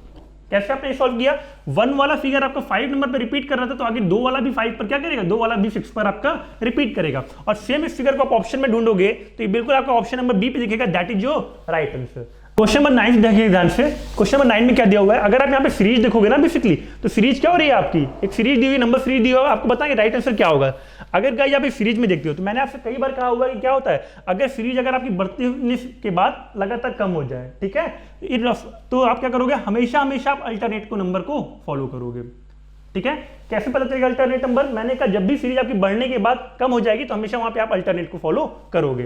तो अगर आप यहाँ देखते हो तो आपको ये नंबर पूछा हुआ है, जब देखिए 6 और 9 में कितने का डिफरेंस है, 3 का, 9 13 में 4 का डिफरेंस है, 13 18 में 5 का डिफरेंस है, तो आगे 6 का डिफरेंस होना चाहिए ना। और जब आप 6 का डिफरेंस देखोगे तो 18 + 6 कितना आएगा, 24, and that is your option number A is your right answer. Question number 10 सभी साथी ध्यान देखें क्या लिखा हुआ है। अगर यहाँ पे आप देखोगे तो नंबर से क्वेश्चन दिया हुआ है, जिसमें आपको क्या लिखा हुआ है, 5 9 26 के बाद यहाँ पे बीच में कौन सा नंबर आएगा, ठीक है, यहाँ पे कॉमा है, देखिएगा ध्यान से। अगर गाइस यहाँ पे सीरीज को देखोगे ध्यान से, तो आपको पता है कि 5 का लगभग क्या होता है, 5 × 2 -1 9 होता है। आगे देखोगे आप 9 × 3 -1 आपका 26 होता है। आगे जो नंबर का ये बनना चाहिए, अगर ×2 -1 की सीरीज को फॉलो किया, ×3 -4 1 की सीरीज को फॉलो किया हुआ है, तो आगे जो नंबर होना चाहिए कहीं ना कहीं ×4 -1 होना चाहिए। तो 26 × 4 करोगे आपको क्या आएगा, 104 आएगा, और 104 - 1 103 is your right answer. Next question 11 number देखिए गाइस ध्यान से क्या लिख करके रखा हुआ है। आपको लिखा हुआ a prisoner introduces a boy to jailer, एक प्रिजनर है जो कि बॉय को जेलर से इंट्रोड्यूस करता है, ठीक है, ध्यान सुनिएगा। अब प्रिजनर इंट्रोड्यूस कर रहा है, मान लीजिए आपने यहाँ प्रिजनर बना लिया, यहाँ पे अपने बॉय बना लिया, क्या कह रहा है ध्यान से देखिएगा, I have no brother and sister, यानी कि जो प्रिजनर है उसका कोई भी भाई या बहन नहीं है। इट मीन्स यहाँ पे आपने प्रिजनर बनाया, कोई भाई नहीं है गाइस, कोई बहन नहीं है, आपने सर्कल पर भी क्रॉस मार दिया। अब देखिए क्या लिखा हुआ है, this boy is son of my father son, यानी कि ये जो बॉय है वो क्या है, this boy is son of my father son, यानी कि प्रिजनर के फादर के सन का बेटा है। तो यहाँ पर ही तो बॉय बनेगा गाइस आपका, और प्रिजनर आपका ऊपर वो जो क्या कह रहा है देखिएगा, who is this boy of prisoner, ये बॉय प्रिजनर का क्या होगा। तो गाइस आपको दिख रहा है कि ये जो बॉय है वो प्रिजनर क्या होगा, सन होगा, and that is your option number B. आगे हम बात करते हैं आपके नेक्स्ट क्वेश्चन की। क्वेश्चन नंबर 12 देखिए क्या दिख के रखा हुआ है। आपको लिखा है रूप इज ब्रदर ऑफ ओमवीर, रूप क्या है, ओमवीर का भाई है, ब्लड रिलेशन क्वेश्चन है। रूप इज ब्रदर ऑफ ओमवीर आगे देखिए क्या लिखा हुआ है, मीना इज सिस्टर ऑफ रूप। मीना क्या है? रूप की बहन है। अगर मीना रूप की बहन है तो देखिए यहां पे आपका बन जाएगा मीना। मीना क्या है? रूप की बहन। इस पे आप सर्कल ड्रॉ कर देंगे। Ram is brother of Hemu. Ram क्या है? हेमू का भाई है। और Hemu is daughter of Omvir देकर रखा हुआ है, यानी कि हेमू के क्या है? जो हेमू है is daughter of Omvir. Hemu Omvir की पुत्री है। हेमू आपकी ओमवीर की क्या होगी गाइस? पुत्री होगी। और आपको ऊपर वाली लाइन में लिख के रखा हुआ था कि Ram is brother of Hemu, यानी कि जो हेमू का भाई होगा गाइस वो कौन होगा? राम होगा। ठीक है, आगे क्या लिखा हुआ है, Shyam is the father of Meena. Shyam क्या है? मीना के फादर है। श्याम अगर मीना के फादर है तो श्याम एक जनरेशन मीना से ऊपर हो जाएंगे। ठीक है, आगे देखिए क्या लिख के रखा हुआ है, how Hemu is related to Shyam. Hemu का श्याम से क्या रिलेशन है गाइस? आपको दिख रहा है कि हेमू जो है वो नीचे और श्याम आपका क्या ऊपर है। अगर श्याम मीना के पिता है तो श्याम ओमवीर के भी तो पिता होंगे गाइस। श्याम ओमवीर के भी पिता होंगे। और ये जो आपका क्या पूछा हुआ है कि how Hemu is related to Shyam, तो हेमू क्या होगी? हेमू जो है वो श्याम की ग्रैंड डॉटर होगी। And that is option number D. आगे बात करते हैं आपके नेक्स्ट क्वेश्चन की। देखिए गाइस नेक्स्ट क्वेश्चन 30 नंबर आपको क्या देख करके रखा हुआ है। नेक्स्ट क्वेश्चन जो आपको 30 नंबर है यहाँ पे फिगर क्लासिफिकेशन क्वेश्चन है, जहां पे आपको क्या होता है, जो आपके ऑप्शन है आपको बताना कि फिगर कौन सा फिगर है, इसमें choose that figure which is different from others. आपको एक ऐसा फिगर दिख रहा है जो कि बाकी सारे फिगर से क्या हो? डिफरेंट हो। गाइस अगर आप इस फिगर को देखोगे ध्यान से तो जो भी ये एल बना हुआ है, एल के लास्ट में कॉर्नर्स पे ये क्रॉस बना हुआ है। अगर आप यहाँ पे भी देखोगे ब्लैक पार्ट बना हुआ है लास्ट में कॉर्नर्स पर। एन में भी आप देखोगे तो लास्ट में कॉर्नर पे क्या बना हुआ है? ब्लैक पार्टेड बना हुआ है। ठीक है, लेकिन अगर आप ओ में देखोगे तो ओ में ये कहीं पर भी इसका क्या है? लास्ट पॉइंट नहीं है, मिडिल पार्ट है। ठीक है, तो आपका जो ऑप्शन राइट होगा क्या होगा? डी। क्यों आपको डी राइट हो जाएगा गाइस? क्योंकि यहाँ पे जो आपका बना हुआ ब्लैक वाला पार्ट, ठीक है, ये क्या है? आपके मिडिल में देख करके रखा हुआ है। ठीक है, एंड दैट्स व्हाई आपका option number D is your right answer. देखिएगा क्वेश्चन नंबर 14 आपको क्या देख करके रखा हुआ। क्वेश्चन नंबर जो 14 है ना, ये आपका पेपर कटिंग एंड फोल्डिंग का क्वेश्चन है। ठीक है, पेपर कटिंग एंड फोल्डिंग का क्वेश्चन है, जहां पे आपको बताना कि अगर ये जो फिगर दिया हुआ गाइज इसको फोल्ड करते हैं तो कैसा ये पेपर कटिंग में दिखेगा आपका। ठीक है, तो गाइज हमें पता कि अगर आप इस फिगर को फोल्ड करते हो तो कहीं ना कहीं अगर हाफ पार्ट में फोल्ड करोगे तो ये पार्ट कुछ ऐसा बन जाएगा फिगर, हाफ पार्ट में अगर फोल्ड करते हो। और हाफ पार्ट के बाद भी अगर इसको और आधा टर्न कराते हो तो ये फिगर बिल्कुल कैसा दिखेगा आपका? ऑप्शन नंबर ए जैसा दिखेगा, जो कि यहाँ पर बना हुआ है। ठीक है, तो दैट्स व्हाई आपका 14 का जो आपका आंसर होगा वो क्या होगा? आपका ऑप्शन नंबर ए इज जो राइट आंसर। बाकी सारे फिगर बिल्कुल आपके फॉर्म नहीं हो पाएंगे इस गिवन ऑप्शन से। ठीक है, दैट इज आपका option number A is right answer. Question number 15 को सभी साथी ध्यान देंगे, इसमें करना क्या आपका। क्वेश्चन नंबर 15 में आपको स्टेटमेंट दिया हुआ है और आपको कंक्लूजन दिया हुआ है। ठीक है, स्टेटमेंट एंड कंक्लूजन का क्वेश्चन है आपका, जिसका आपके कैट के एग्जाम में बहुत महत्वपूर्ण क्वेश्चन है इस तरह के। ठीक है, ध्यान सुनिएगा। हो क्या रहा है इसमें, आपको दो स्टेटमेंट दिए हुए हैं। All elephants are man guys. ठीक है, ऑल एलिफेंट्स आर मैन, जिसके साथ भी गाइस ऑल आता है वो ग्रुप हमेशा क्या बनता है? छोटा बनता है। तो यहाँ पे आपने एलिफेंट बना लिया, एलिफेंट। अब क्या लिखा? All elephants are man. All आपका एलिफेंट छोटा ग्रुप होगा, मैन आपका बड़ा ग्रुप होगा। ठीक है, आगे देखिए क्या लिखा हुआ है, ऑल मैन आर सॉक्स। जो सभी मैन है वो क्या है? सॉक्स लिखा हुआ है, यानी कि मैन छोटा ग्रुप होगा गाइस और बड़ा ग्रुप क्या होगा? आपका सॉक्स होगा। ठीक है, उसके बाद क्या लिखा हुआ है, सम सॉक्स आर एलिफेंट। कुछ जो आपके सॉक्स है वो क्या है? एलिफेंट है। कंक्लूजन आपको बताना है कि स्टेटमेंट के अकॉर्डिंग ये सही है या नहीं है। सम सॉक्स आर एलिफेंट। गाइस आपको दिख रहा है कि जो सॉक्स का बड़ा सा पार्ट है, जो सॉक्स का बड़ा सा पार्ट है वो ऑलरेडी एलिफेंट को क्या कर रहा है? कवर अप कर रहा है। तो इट मींस ये पहला जो आपको कंक्लूजन लिखा है सम सॉक्स आर एलिफेंट, बिल्कुल ट्रू है। आगे आप कंक्लूजन नंबर 2 की बात करते हुए लिखा हुआ ऑल एलिफेंट्स आर सॉक्स। सभी जो एलिफेंट हैं क्या वो सॉक्स के अंदर है? क्या बिल्कुल, जो एलिफेंट का सारा पार्ट है वो ऑलरेडी सॉक्स के अंदर है। इस वजह से आपका कंक्लूजन नंबर 2 भी राइट है। एंड दैट्स व्हाई आपका जो ऑप्शन आएगा वो क्या आएगा? Both conclusion first and second follows. आगे हम आपसे बात करते हैं नेक्स्ट क्वेश्चन की, that is question number 16। Question number 16 को ध्यान देखिए गाइस, आपकी काउंटिंग फिगर क्वेश्चन है। क्वेश्चन नंबर 16 में आपको करना क्या है? ध्यान से देखिएगा। अगर कभी भी गाइस इस तरह का फिगर बना के देता है ना, तो आप सबसे इसमें क्या गिनोगे? स्क्वायर गिनना है आपको। तो आपको पता है गाइस यहाँ पे 1 और 2 दोनों का आप स्क्वायर क्या करते थे? ऐड कर देते थे। अगर 1 का स्क्वायर कितना होता है? 1 होता है, 2 का स्क्वायर 4, 1 + 4 कितना आएगा गाइस? 5 आएगा। यानी कि पर्टिकुलर ये जो फिगर है गाइस इसमें कितने आएंगे? 5 स्क्वायर आएंगे। और अगर यही फिगर आपका 2 बार बना दिया गया है गाइस, तो आपको पता है कि यहाँ पे 5 स्क्वायर इसमें बनेगा और 5 स्क्वायर आपके अंदर वाले भी फिगर में बनेगा। 5 स्क्वायर + 5 स्क्वायर कितना हो जाएगा guys? 10 square. And that is your option number D is your right answer. 20 number question ध्यान देखिएगा, आपके लॉगिंग क्वेश्चन है। इसमें करना क्या आपको? 18 का कोड आपको 162 देकर के रखा हुआ है। ठीक है, अगर 18 का कोड 162 है गाइस, आपको पता है कि 18 का जो नंबर होता है, ठीक है, 18 के नंबर को अगर आप क्या करो 18 × 9 करो तो आपको 162 मिल जाएगा। ठीक है, अगर आप यहाँ पे देखो गाइस 36 लिखा हुआ है, 36 को अगर आप क्या करो 36 में ध्यान सुनिएगा, अगर 18 के बाद यहाँ पे गाइस 9 आया है, आपको पता है कि 18 डिवाइडेड बाई 2 इज 9। तो अगर यहाँ पे 36 लिखा हुआ है तो 36 को आप किसमें मल्टीप्लाई करो गाइस? 36 को आप 36 डिवाइडेड बाई 2 से मल्टीप्लाई करोगे, ठीक है। तो 36 इंटू 18 को आप चेक करोगे क्या आएगा, 36 इंटू 18 जब आप करोगे गाइज तो आप यूनिट डिजिट्स देखोगे तो कितना आएगा, 18 6 जा या आपने 8 एंड 6 का मल्टीप्लाई करोगे, 8 6 जा 48, 48 में यूनिट डिजिट क्या आना चाहिए आपका, इकाई का अंक 8 आना चाहिए। अगर आप ऑप्शन देखो केवल एक ऑप्शन में इकाई का अंक कितना देके रखा हुआ है 8, and that's why option number D 648 is your right answer. आगे नेक्स्ट क्वेश्चन की बात करते हैं। क्वेश्चन नंबर 18 को ध्यान देखिएगा गाइज, एनालॉजी से जुड़ा हुआ क्वेश्चन है आपका, ध्यान देखिए क्या हुआ है। जब आप ए का कोड देखते हो आपको पता है कि ए का कोड 1, आई का 9, कितने गैप है गाइज, 8 का गैप है। जी का कोड 7, ओ का 15, 8 का गैप देके रखा हुआ है। एन का कोड 14, वाई का, वी का 22, 8 का गैप है। अगर सारे लेटर्स के बीच में यहाँ पे 8 का गैप रखा हुआ है तो आगे भी तो 8 लेटर्स का गैप होगा गाइज। इट मीन बी का कोड कितना होता है 2 होता है, तो यहाँ पे आप 8 ऐड करोगे 10 आ जाएगा। 10 का कोड क्या आएगा, जे आएगा। ऑप्शन देखिए जरा, इस भी ऑप्शन में जे है, इसमें भी जे है, 2 ऑप्शन तो आपके कट गए, ठीक है। आगे देखिए एल का कोड 12 गाइज, आपको पता 8 ऐड करने पर 20 आ जाएगा, और 20 पे कोड क्या होता है, टी होता है। अब आप देखिए जे टी इस ऑप्शन में, बाकी किसी में जे टी नहीं है, तो ये भी आपका कट गया। आपका ऑप्शन नंबर ए इज जो राइट आंसर। आगे नेक्स्ट क्वेश्चन की बात करते हैं आपसे। नेक्स्ट क्वेश्चन देखिए आपको 19 नंबर क्या लेकर के लिखा हुआ है, आपको मिसिंग टर्म का क्वेश्चन है, जहां पे आपको बताना है कि इस नंबर पे क्या होगा, मिसिंग नंबर क्या होगा। देखिए ध्यान से, अगर आप इस चीज को ध्यान से देखोगे ना तो केवल यहाँ पे एक टाइप फॉलो होगा, जहां पे आपका क्या होगा 8 11 के बीच का डिफरेंस कितना है, 3 का डिफरेंस है। 11 17 के बीच में 6 का डिफरेंस है गाइज। 11 17 के बीच में कितने का डिफरेंस आपको दिखेगा गाइज, यहाँ पे जो डिफरेंस है गाइज आपको दिखेगा 6 का डिफरेंस है। 17 और 21 9 के बीच में जो आपको डिफरेंस दिखेगा वो 12 का डिफरेंस दिखेगा गाइज। अब यहाँ पे हो क्या रहा है, जो भी डिफरेंस पहली लाइन में है वो दूसरी लाइन में क्या हो जा रहा है, डबल हो जा रहा है। जस्ट 11 17 में 6 का डिफरेंस है, ये आगे क्या हो जा रहा है 17 29 में डबल होकर के 12 का डिफरेंस बन जा रहा है। अब अगर गाइस आप यहाँ पे देखोगे तो यहाँ पे 8 का डिफरेंस है 13 21 में, ये आगे क्या होगा डबल हो जाएगा और यहाँ पे 16 आ जाएगा। तो 21 में फिर प्लस 16 आप ऐड करोगे, आपका कितना आ जाएगा, option number C 37 is your right answer. Next question की बात करते हैं आप सभी से।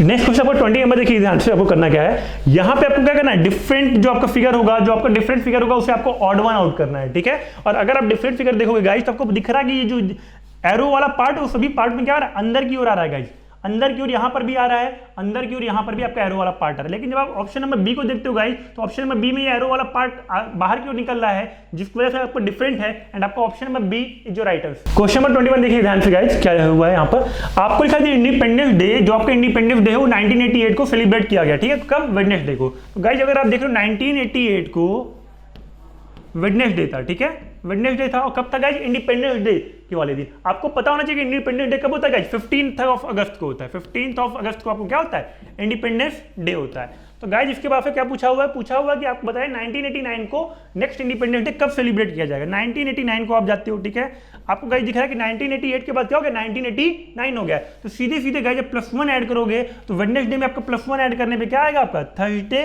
इज योर राइट आंसर, ठीक है, and that is your option number D, ठीक है। कुछ लोगों को लग रहा होगा कि यहाँ पे हमें +2 ऐड करना चाहिए था, तो गाइस +2 नहीं ऐड करना पड़ेगा, क्योंकि बेसिकली आपको क्या है 1988 लीप ईयर होने के बाद भी 29 फेब वाला जो पार्ट है यहाँ पे वो ऑलरेडी क्या हो चुका है, जा चुका है, ठीक है। तो यहाँ पे जो आपका 1988 और 1989 के बीच का पार्ट है, यहाँ पे 29 फेब जो है बीच में नहीं पड़ेगी लीप ईयर होने के बाद भी। इस वजह से आप क्वेश्चन में केवल आप +1 को ऐड करोगे, एंड दैट्स व्हाई वेडनेसडे में आप +1 ऐड करोगे, तो option number D Thursday is your right answer. Right, जो क्वेश्चन नंबर 22 है आपका ध्यान देखिएगा, क्वेश्चन नंबर 22 आपका डायरेक्शन डिस्टेंस से जुड़ा हुआ क्वेश्चन है। क्या देख रखा हुआ है, a man is standing on the west side, एक मैन है जो कि वेस्ट साइड की ओर खड़ा हुआ है, ठीक है, वेस्ट साइड की ओर मैन खड़ा हुआ है। ही turns 45 degree right, 45 degree right क्या हुआ है, एंड अगेंस्ट उसके बाद 180 डिग्री इन राइट, यानी कि एक बार ये परफॉर्म 45 डिग्री राइट गया गाइज, उसके बाद 180 डिग्री राइट गया है, उसके बाद कितना लिखा हुआ है, उसके बाद ही टर्न्स 270 डिग्री लेफ्ट, उसके बाद ये 270 डिग्री लेफ्ट गया हुआ है गाइज, ठीक है। अब आपको पूछ रहा है कि in which direction the man is standing now, तो गाइज आपको पता है कि इन दोनों को आप क्या कहते हो, राइट और लेफ्ट को आप कैंसिल आउट कर देते हो। तो अगर आप इन दोनों को ऐड करोगे गाइज तो आपको कितना आएगा, 225 राइट आएगा, और लेफ्ट कितना देके रखा है आपको, 270 लेफ्ट देके रखा हुआ है। आपका 225 राइट 270 लेफ्ट को कैंसिल आउट करेगा गाइज, कितना बचेगा यहाँ पे 45 डिग्री लेफ्ट बचेगा। यानी कि जो भी डायरेक्शन आपको वेस्ट की ओर देकर रखा हुआ है उसको आप 45 डिग्री लेफ्ट की ओर घुमाओगे, और जब आप 45 डिग्री लेफ्ट की ओर घुमाओगे गाइज ये डायरेक्शन क्या हो जाएगी, कुछ ऐसी एंटी क्लॉकवाइज 45 डिग्री लेफ्ट। अब गाइज ये जो आपकी डायरेक्शन आई ये नीचे की ओर, ये डायरेक्शन क्या है बेसिकली आपकी साउथ वेस्ट है, and that is your option number D. Question number 23 को सभी साथी ध्यान देंगे करना क्या है इसमें आपको, इसमें बेसिकली आपको मिरर इमेज बनाना है गाइस, ठीक है, फिगर में आपको मिरर इमेज बनाना है। और अगर आप इस मिरर इमेज की पार्ट की बात करो गाइस तो आपको पता है कि जो आपका पार्ट मिरर इमेज स्टार्टिंग में होता है वो कहाँ बनता है, लास्ट में बनता है। जरा ये पार्ट देखिए आपको स्टार्टिंग में दिया हुआ है यहाँ पर, तो ये पार्ट आपका लास्ट में बनना चाहिए। और जब आप ऑप्शन देख रहे हो तो 2 ऑप्शन लास्ट में बना के दिया ब्लैक वाला पार्ट, ठीक है। अब इसके बाद क्या लिखा हुआ है, आपको 2 ऑप्शन बना के दिया हो। अब दोनों ऑप्शन को अगर आप ध्यान देखते हो तो ये आपका पार्ट ब्लैंक है, ब्लैंक पार्ट ही होना चाहिए, यहाँ पे ब्लैंक पार्ट नहीं दिया हुआ गाइज, ठीक है। तो इस वजह से आपका option number A will be your right answer. Question number 24 देखिएगा गाइज, ध्यान से देखिएगा। 8 + 4 × 6 डिवाइड बाई 3 - 4 दिया हुआ है। सबसे पहले आप क्या करोगे, जो भी यहाँ पे सिंबल्स दिया उसे आप क्या करोगे, चेंज करोगे। मैथमेटिकल ऑपरेशन से जुड़ा हुआ क्वेश्चन है, आपको यहाँ पे दिख रहा है जो प्लस लिखा हुआ, प्लस का मीन्स क्या है, डिवाइड। इट मीन्स ये जो बनेगा 8 / 4 मल्टीप्लाई का सिंबल यहाँ पे क्या दिया हुआ है गाइस, आपको मल्टीप्लाई का जब आप सिंबल देखोगे माइनस दिया हुआ है, माइनस आपको क्या हो जाएगा आपका 6 हो जाएगा, डिवाइड की जगह आपको मल्टीप्लाई दिया हुआ मल्टीप्लाइड बाई 3, माइनस के आप देखोगे यहाँ पे क्या दिया आपको प्लस दिया हुआ है, इट मीन +4। जब सॉल्व करोगे क्या बनेगा आपका 2 - 18 + 4 बनेगा गाइस, ठीक है। जिसे आप फाइनली सॉल्व करोगे तो 2 + 4 6 and that is your option number, कितना आ जाएगा इसको सॉल्व करते -12 is your right answer and that is your option number A. Question number 25 भी साथी ध्यान से देखेंगे क्या दिया हुआ है आपके सामने। 6 friends are sitting in a circle, 6 friends है गाइस जो आपके सामने सर्कल में बैठे हुए हैं और कार्ड खेल रहे हैं। मान लीजिए आपके 6 फ्रेंड्स हो गए, ठीक है, 1 2 3 4 5 6, ठीक है।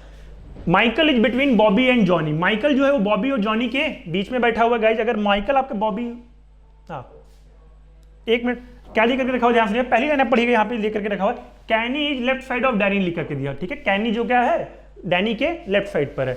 अगर कैनी गाइस आपके डैनी के लेफ्ट साइड पे है, इट मींस अगर आपने डैनी यहां बनाया तो कैनी कहां बनेगा आपका, यहां बनेगा गाइस, ठीक है।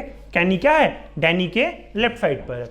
Michael is between Bobby and Johnny, Michael क्या है बॉबी और जॉनी के बीच में, माइकल जो है आपका वो बॉबी और जॉनी के बीच में है। आगे क्या लिखा हुआ है, Roger is between Kenny and Bobby, Roger जो है कैनी और बॉबी के बीच में, इट मींस अगर कैनी यहां पर है तो रॉजर यहां होगा, क्योंकि रॉजर क्या है कैनी और बॉबी के बीच में है गाइज। तो आपको दिख रहा है कि कैनी और बॉबी के बीच में क्या बैठा है, रॉजर, क्योंकि रॉजर यहां पे कहीं भी नहीं बैठ सकता है। आगे देखिए अगर हमने बॉबी को बना लिया गाइज तो बॉबी और जॉनी के बीच में कौन बैठा है, माइकल बैठा हुआ है। इट मीन बॉबी अगर यहां पे आ जाएगा तो जॉनी आपका यहां पर आएगा, अरे यहां पे कौन बैठेगा आपका, माइकल, ठीक है। क्या पूछा हुआ है, who is sitting right side of Michael, Michael जो यहां बैठा हुआ है इसके राइट साइड पे कौन बैठा हुआ है गाइस, आपको दिख रहा है कि राइट साइड पे कौन बैठा हुआ है आपका, Bobby is your right answer and that is your option number D. आगे आपसे नेक्स्ट क्वेश्चन की बात करते हैं, दैट इज जो क्वेश्चन नंबर 26। क्वेश्चन नंबर 26 को आप ध्यान से देखिएगा क्या लिखा हुआ है। 5 members are sitting in a panel, 5 members जो कि आपके एक पैनल में बैठे हुए हैं। मान लिया आपके एक लाइन होगी, पैनल हो गया, ठीक है, जिसमें 5 मेंबर्स बैठे हैं। If A is left of B, क्या देकर रखा हुआ है, अगर आपका ए क्या है बी के लेफ्ट पर है, अगर if A is left of B लिखा हुआ है तो आप बी को अगर इधर बनाओगे तो ए क्या होगा, बी के लेफ्ट पर होगा। आगे देखिए क्या लिखा हुआ है, बट राइट ऑफ सी, जो ए है वो क्या है सी के राइट पर है, इट मीन सी आपका कहां होगा, यहां पे होगा। तो देखिए जरा आपको ए राइट पे दिखेगा। आगे क्या लिखा हुआ है, and D is right of B, D क्या है, ये जो डी है वो बी के राइट पर है। अगर डी बी के राइट पर है गाइस तो आपको दिख रहा है बी का राइट इधर बनेगा और इधर क्या जाएगा आपका डी। आगे क्या दिखा हुआ है, बट लेफ्ट ऑफ ई, यानी कि ये जो बी है वो क्या है, सॉरी जो आपका डी है वो बी के राइट पर है किंतु ई के लेफ्ट पर है। तो गाइस अगर डी यहां पे बना हो तो ई को अगर आप यहां बनाओगे तभी ये क्या आएगा, ई के लेफ्ट पर आएगा, ठीक है। और क्या पूछा आपसे, find that member who is sitting in the middle, ऐसा मेंबर आप बताइए जो कि मिडिल में बैठा होगा। अगर आप मिडिल पर्सन देखोगे तो यहाँ पे बी मिडिल में बैठा, क्योंकि 2 यहाँ बैठे हैं 2 यहाँ बैठे, बीच वाला पर्सन क्या होगा आपका middle person and that is your option number A, B is your right answer. Question number 27 ध्यान से देखिएगा, आपके ऑर्डर सीक्वेंस से जुड़ा हुआ क्वेश्चन है। क्या दिखा हुआ है, Gaurav gets 9 position in the merit of exam result in the class, ठीक है। गौरव एक है जो कि क्या पा रहा है, ऊपर से 9वीं पोजीशन पा रहा है एक रिजल्ट में, और his position is 38 from downwards, ठीक है। How many students in the class, ठीक है। तो गाइस आपको पता है कि जो भी आप निकालते हो इस तरह क्वेश्चन, अगर किसी स्टूडेंट की पोजीशन ऊपर से 9 देकर रखा हुआ, नीचे से आपका 38 देकर रखा हुआ है, आप क्या करोगे, अगर आपको टोटल स्टूडेंट निकाला है तो 9 + 38 - 1 करोगे, 9 + 38 - 1 करोगे, जिसे आपको सॉल्व करने पे क्या आ जाएगा पर 38 + 8 करेंगे, that is your option number B, 46 is your right answer. Question number 28 देखिए आपको क्या देकर रखा हुआ है, संजीव की पोजीशन जो है वो क्लास में क्या है 7th नंबर पर है, ठीक है, ऊपर से, और उसके बाद क्या है 28 नंबर है डाउनवर्ड से। अभी हमने जब टाइप देखा गाइज, ठीक है, 7 नंबर से क्या है, संजय की पोजीशन ऊपर से नीचे से कितनी है गाइस, 28 नंबर है। तो 28 प्लस 7 आप करोगे, 28 प्लस 7 कितना आएगा, 35, और 35 माइनस 1 आप करोगे कितना आएगा, एक मिनट, 28 प्लस 7 आप करोगे, 28 प्लस 7 आपका 35 आ जाएगा, माइनस 1 करोगे तो 35 माइनस 1 कितना आ जाएगा, option number D 34 is your right answer.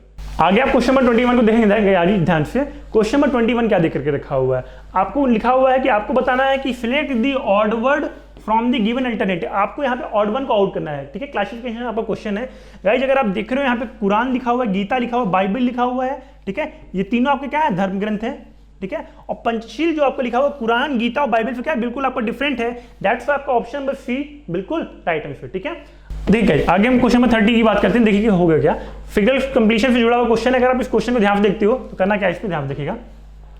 आपके ऑप्शन में ये वाला पार्ट होना चाहिए, आपके मिसिंग टर्म में अगर आप देखते हो सारी, ये आपका आंसर नहीं होगा। उसके बाद देखिए जरा, अगर आप इस लाइन को कंप्लीट करोगे गाइस, आपका एक ऑप्शन ऐसा होना चाहिए, यानी कि ये ऑप्शन नहीं होगा। हाँ आगे देखिए जरा, अब आपके दो ऑप्शंस बच रहे हैं। अगर आप यहाँ पे देखते हो गाइस, सब में ये लाइन बनाया हुआ है, ठीक है, तो यहाँ पर भी ये लाइन होनी चाहिए। और अगर आप देखते हो तो केवल और केवल आपका ऑप्शन नंबर सी पे दिया हुआ है, दैट्स आपका option number C is your right answer. आगे आपसे बात करते हैं नेक्स्ट क्वेश्चन की, दैट इज क्वेश्चन नंबर 31 देखिए गाइस, आपका क्या है, डिक्शनरी से जुड़ा हुआ क्वेश्चन है, आपके इंग्लिश अल्फाबेट का क्वेश्चन है। आपको बताना है कि इसमें कौन सा लेटर है जो कि फर्स्ट प्लेस पे आएगा। गाइस आपको पता है कि सभी लेटर्स में डब्ल्यू दिखा हो तो डब्ल्यू तो आपका पहले पे होगा ही, ठीक है।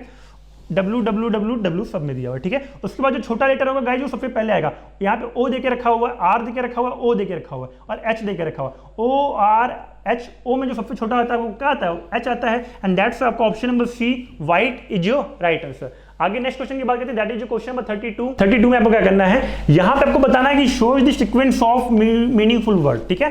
5 आपके वर्ड्स लिखे गए हैं, ठीक है। आपको बताना है कि इनका जो मीनिंगफुल ऑर्डर होगा वो क्या होगा, ठीक है। वर्ड अरेंजमेंट से जुड़ा हुआ आपका क्वेश्चन है, देखिए ध्यान से। अगर गाइस आप ये ऑप्शन देखते हो तो सबसे पहले आपको पता है कि यहाँ पे जो ऑप्शन में आना चाहिए वो स्टार्टिंग कहाँ से होती है गाइस, प्लांट से होती है, ठीक है। तो आपका ऑप्शन नंबर 2 तो पहले ही होना चाहिए। हाँ सारे ऑप्शन अगर आप देखिए जरा ध्यान से, तो सारे ऑप्शन क्या दिया, बिल्कुल 2 दिया हुआ है, ठीक है। क्वेश्चन नंबर 32 सारे ऑप्शन में 2 लिखा हुआ, 4 लिखा हुआ गाइस, ठीक है। इट मींस आपके 2 और 4 तो पहले होगा ही। आपको पता है गाइस, सबसे पहले प्लांट आता है, उसके बाद क्या आता है, कॉटन आता है। और प्लांट और कॉटन के बाद आपको पता है गाइस कि प्लांट पहला प्रोसेस, दूसरा प्रोसेस कॉटन, तीसरा क्या बनेगा, आपका थ्रेड बनेगा, ठीक है। तो थ्रेड बनेगा तो आपको देखिए जरा 1 आपके ऑप्शन में आना चाहिए, बिल्कुल आपको ऑप्शन नंबर बी पे दिया हुआ है, ठीक है। ये प्लांट, कॉटन, कॉटन के बाद क्या आपका थ्रेड दिया हुआ, तो आपका थ्रेड आना चाहिए। और थ्रेड के बाद फाइनली क्या होता है, आपका क्लॉथ बनता है, जो कि 5वें नंबर पे दिया है। और 5वें के बाद आपको क्या आ जाएगा, यहाँ पे सारी लास्ट में बन जाती है, ठीक है। तो दैट्स आपका option number B is your right answer. देखिए ध्यान से, नेक्स्ट क्वेश्चन आपका क्वेश्चन नंबर 33। क्वेश्चन नंबर 33 में क्या देकर के रखा हुआ है, 10 स्टार 10 लिखा हुआ है। आपका मैथमेटिकल ऑपरेशन से जुड़ा हुआ क्वेश्चन है गाइस, देखिए कैसे सॉल्व कैसे करते हैं। अगर 10 स्टार 10 लिखा हुआ, आपको ऊपर स्टार का सिंबल क्या देकर रखा है, multiply. It means 10 multiplied by 10, equal का सिंबल लगाया, देखो क्या लिखा हुआ है, a equal to B means subtract, ठीक है, फ्रॉम बी टू ए। इसका मतलब क्या होगा, इक्वल की जगह आप माइनस करोगे -5। स्टार देखो कि स्टार की जगह भी मल्टीप्लाई हमने लगाया था, मल्टीप्लाइड बाई 10। क्वेश्चन मार्क जगह आप देखिए क्या लिखा हुआ है, A question mark B means add B to A, यानी क्वेश्चन मार्क का मतलब क्या होगा, प्लस होगा 50। एट द रेट का मतलब आप देखोगे, एट द रेट का मतलब यहाँ पे क्या दिया हुआ है, एट द रेट का मतलब यहाँ पे आपको डिवाइड लिखा हुआ है, ठीक है। डिवाइड आप यहाँ पे लगाओगे 10। अब पूछा इसको सॉल्व करने पे क्या आएगा, तो गाइस आप बॉडमास के रूल से सॉल्व करोगे, ये आपका 100 माइनस 50 प्लस 5, ठीक है। जिसे आप फाइनली सॉल्व करोगे तो आपका आंसर क्या आएगा, 55, and that is option number D is your right answer. आगे नेक्स्ट क्वेश्चन की बात करते हैं। नेक्स्ट क्वेश्चन आपका क्वेश्चन नंबर 34। देखिएगा क्वेश्चन नंबर 34 क्या देख करके रखा हुआ है कि क्लॉक है जिसमें आपके क्या है, डॉट्स प्लेसेस हैं, जो कि 3, 6, 9 एंड 12 पर हैं। इसके बाद फाइनली आपको बताना है कि उसमें क्या होगा, जो 440 का टाइम है, ये मिरर इमेज में आपको कितना टाइम फाइनली ये बनेगा। ये अगर आपके मिरर में क्या देख करके रखा है, क्लॉक में 440 का टाइम हो रहा है, तो मिरर में क्या नंबर फॉर्म होगा। तो गाइज आपको पता है कि अगर 440 का जो टाइम है, अगर इसको आप मिरर इमेज में आपको बनाना है, इसका मिरर इमेज बनाना है, तो आप इसको 1160 से क्या करोगे, आप इसको माइनस कर दोगे, ठीक है। और जैसे आप 1160 से माइनस करते हो तो आपको क्या होगा, 11 - 4, ये आपका बन जाएगा 720 is your right answer, and that is your option number B. देखिएगा क्वेश्चन नंबर 35 आपका ग्रुपिंग ऑफ फिगर से जुड़ा हुआ है। इस फिगर को आप ऐसे आप सॉर्ट आउट करोगे, ध्यान से सुनिएगा। अगर आप क्वेश्चन नंबर 35 देख रहे हो तो यहाँ पे आपके ग्रुप्स बने हुए हैं, ठीक है। आप सीधे सीधे इस क्वेश्चन को ऑप्शन से एलिमिनेट करोगे। गाइस अगर आप देखोगे तो क्वेश्चन नंबर 1, ऑप्शन नंबर 3, और उसके बाद आपको क्या मिलेगा, ऑप्शन क्वेश्चन नंबर 7। यहाँ पे आपके 3 के ग्रुप पार्टीशन में आपके ग्रुप बने हुए हैं, ठीक है। यानी कि क्या है, क्वेश्चन नंबर 1 में आप देखोगे 1 part 3 part, 1 part 2 part 3 part बना हुआ है, ठीक है। उसके बाद अगर इसमें आप देखोगे 3 पर 1 पार्ट 2 पार्ट 3 पार्ट देखिएगा, सीधे सीधे आपको 7 में भी क्या मिलेगा, जो भी फिगर है वो 3 पार्ट में आपको डिवाइडेड मिलेगा। तो आपके ऑप्शन में 137 दिखना चाहिए गाइस, आपके 137 आपको एक ग्रुप दिखना चाहिए, ठीक है। 137 बिल्कुल आपको एक क्या दिख रहा है, ऑप्शन नंबर सी पे दिख रहा है। आगे भी अगर आप देखते हो सेम एक ग्रुप फॉलो होना चाहिए, 4, 5, 8 और 9 का भी एक ग्रुप आपको मिलना चाहिए, 4, 8, 9 का भी एक ग्रुप मिलना चाहिए, क्योंकि क्या है, जो फिगर है वो आपका बेसिकली कंप्लीट पार्ट है जो कि एक पार्ट में बना हुआ है। तो आपको 4, 8, 9 का भी ग्रुप यहाँ पे दिख रहा है गाइज। आगे आपको जो बचा हुआ नंबर है वो भी तो एक ग्रुप बनाएगा 2, 5, 6, दैट्स व्हाई आपका option number C is your right answer. आपकी बेस्ट फ्रेंड किताबें होती हैं जो आपका करियर बनाती हैं और आपके ड्रीम्स को पूरा करती हैं। इसलिए मेजर कल सी क्लासेस लेकर आया है रक्षा क्षेत्र के सभी परीक्षाओं की संपूर्ण तैयारी के लिए एमकेसी पब्लिकेशन की तरफ से बेस्ट स्टडी मटेरियल, जो कि सेना द्वारा प्रेस्क्राइब्ड लेटेस्ट पैटर्न पर आधारित हैं, जिसमें आपको मिलेगा आसान भाषा में explanation, chapter wise question paper और ढेर सारे क्वेश्चन के कलेक्शंस, ढेर सारे शॉर्टकट और ट्रिक के साथ साथ क्वेश्चन को इजी, मीडियम और हार्ड लेवल में बांटा गया है। लास्ट 5 ईयर के क्वेश्चन को चैप्टर और टॉपिक वाइज मेंशन किया गया है, जो कि आपके 100% सफलता को सुनिश्चित करेंगे। तो देर किस बात की, तो आज ही ऑर्डर कीजिए अपनी डिफेंस प्रिपरेशन की बुक dlp.majorkalsiclasses.com से और कॉल कीजिए 9696330033 पर।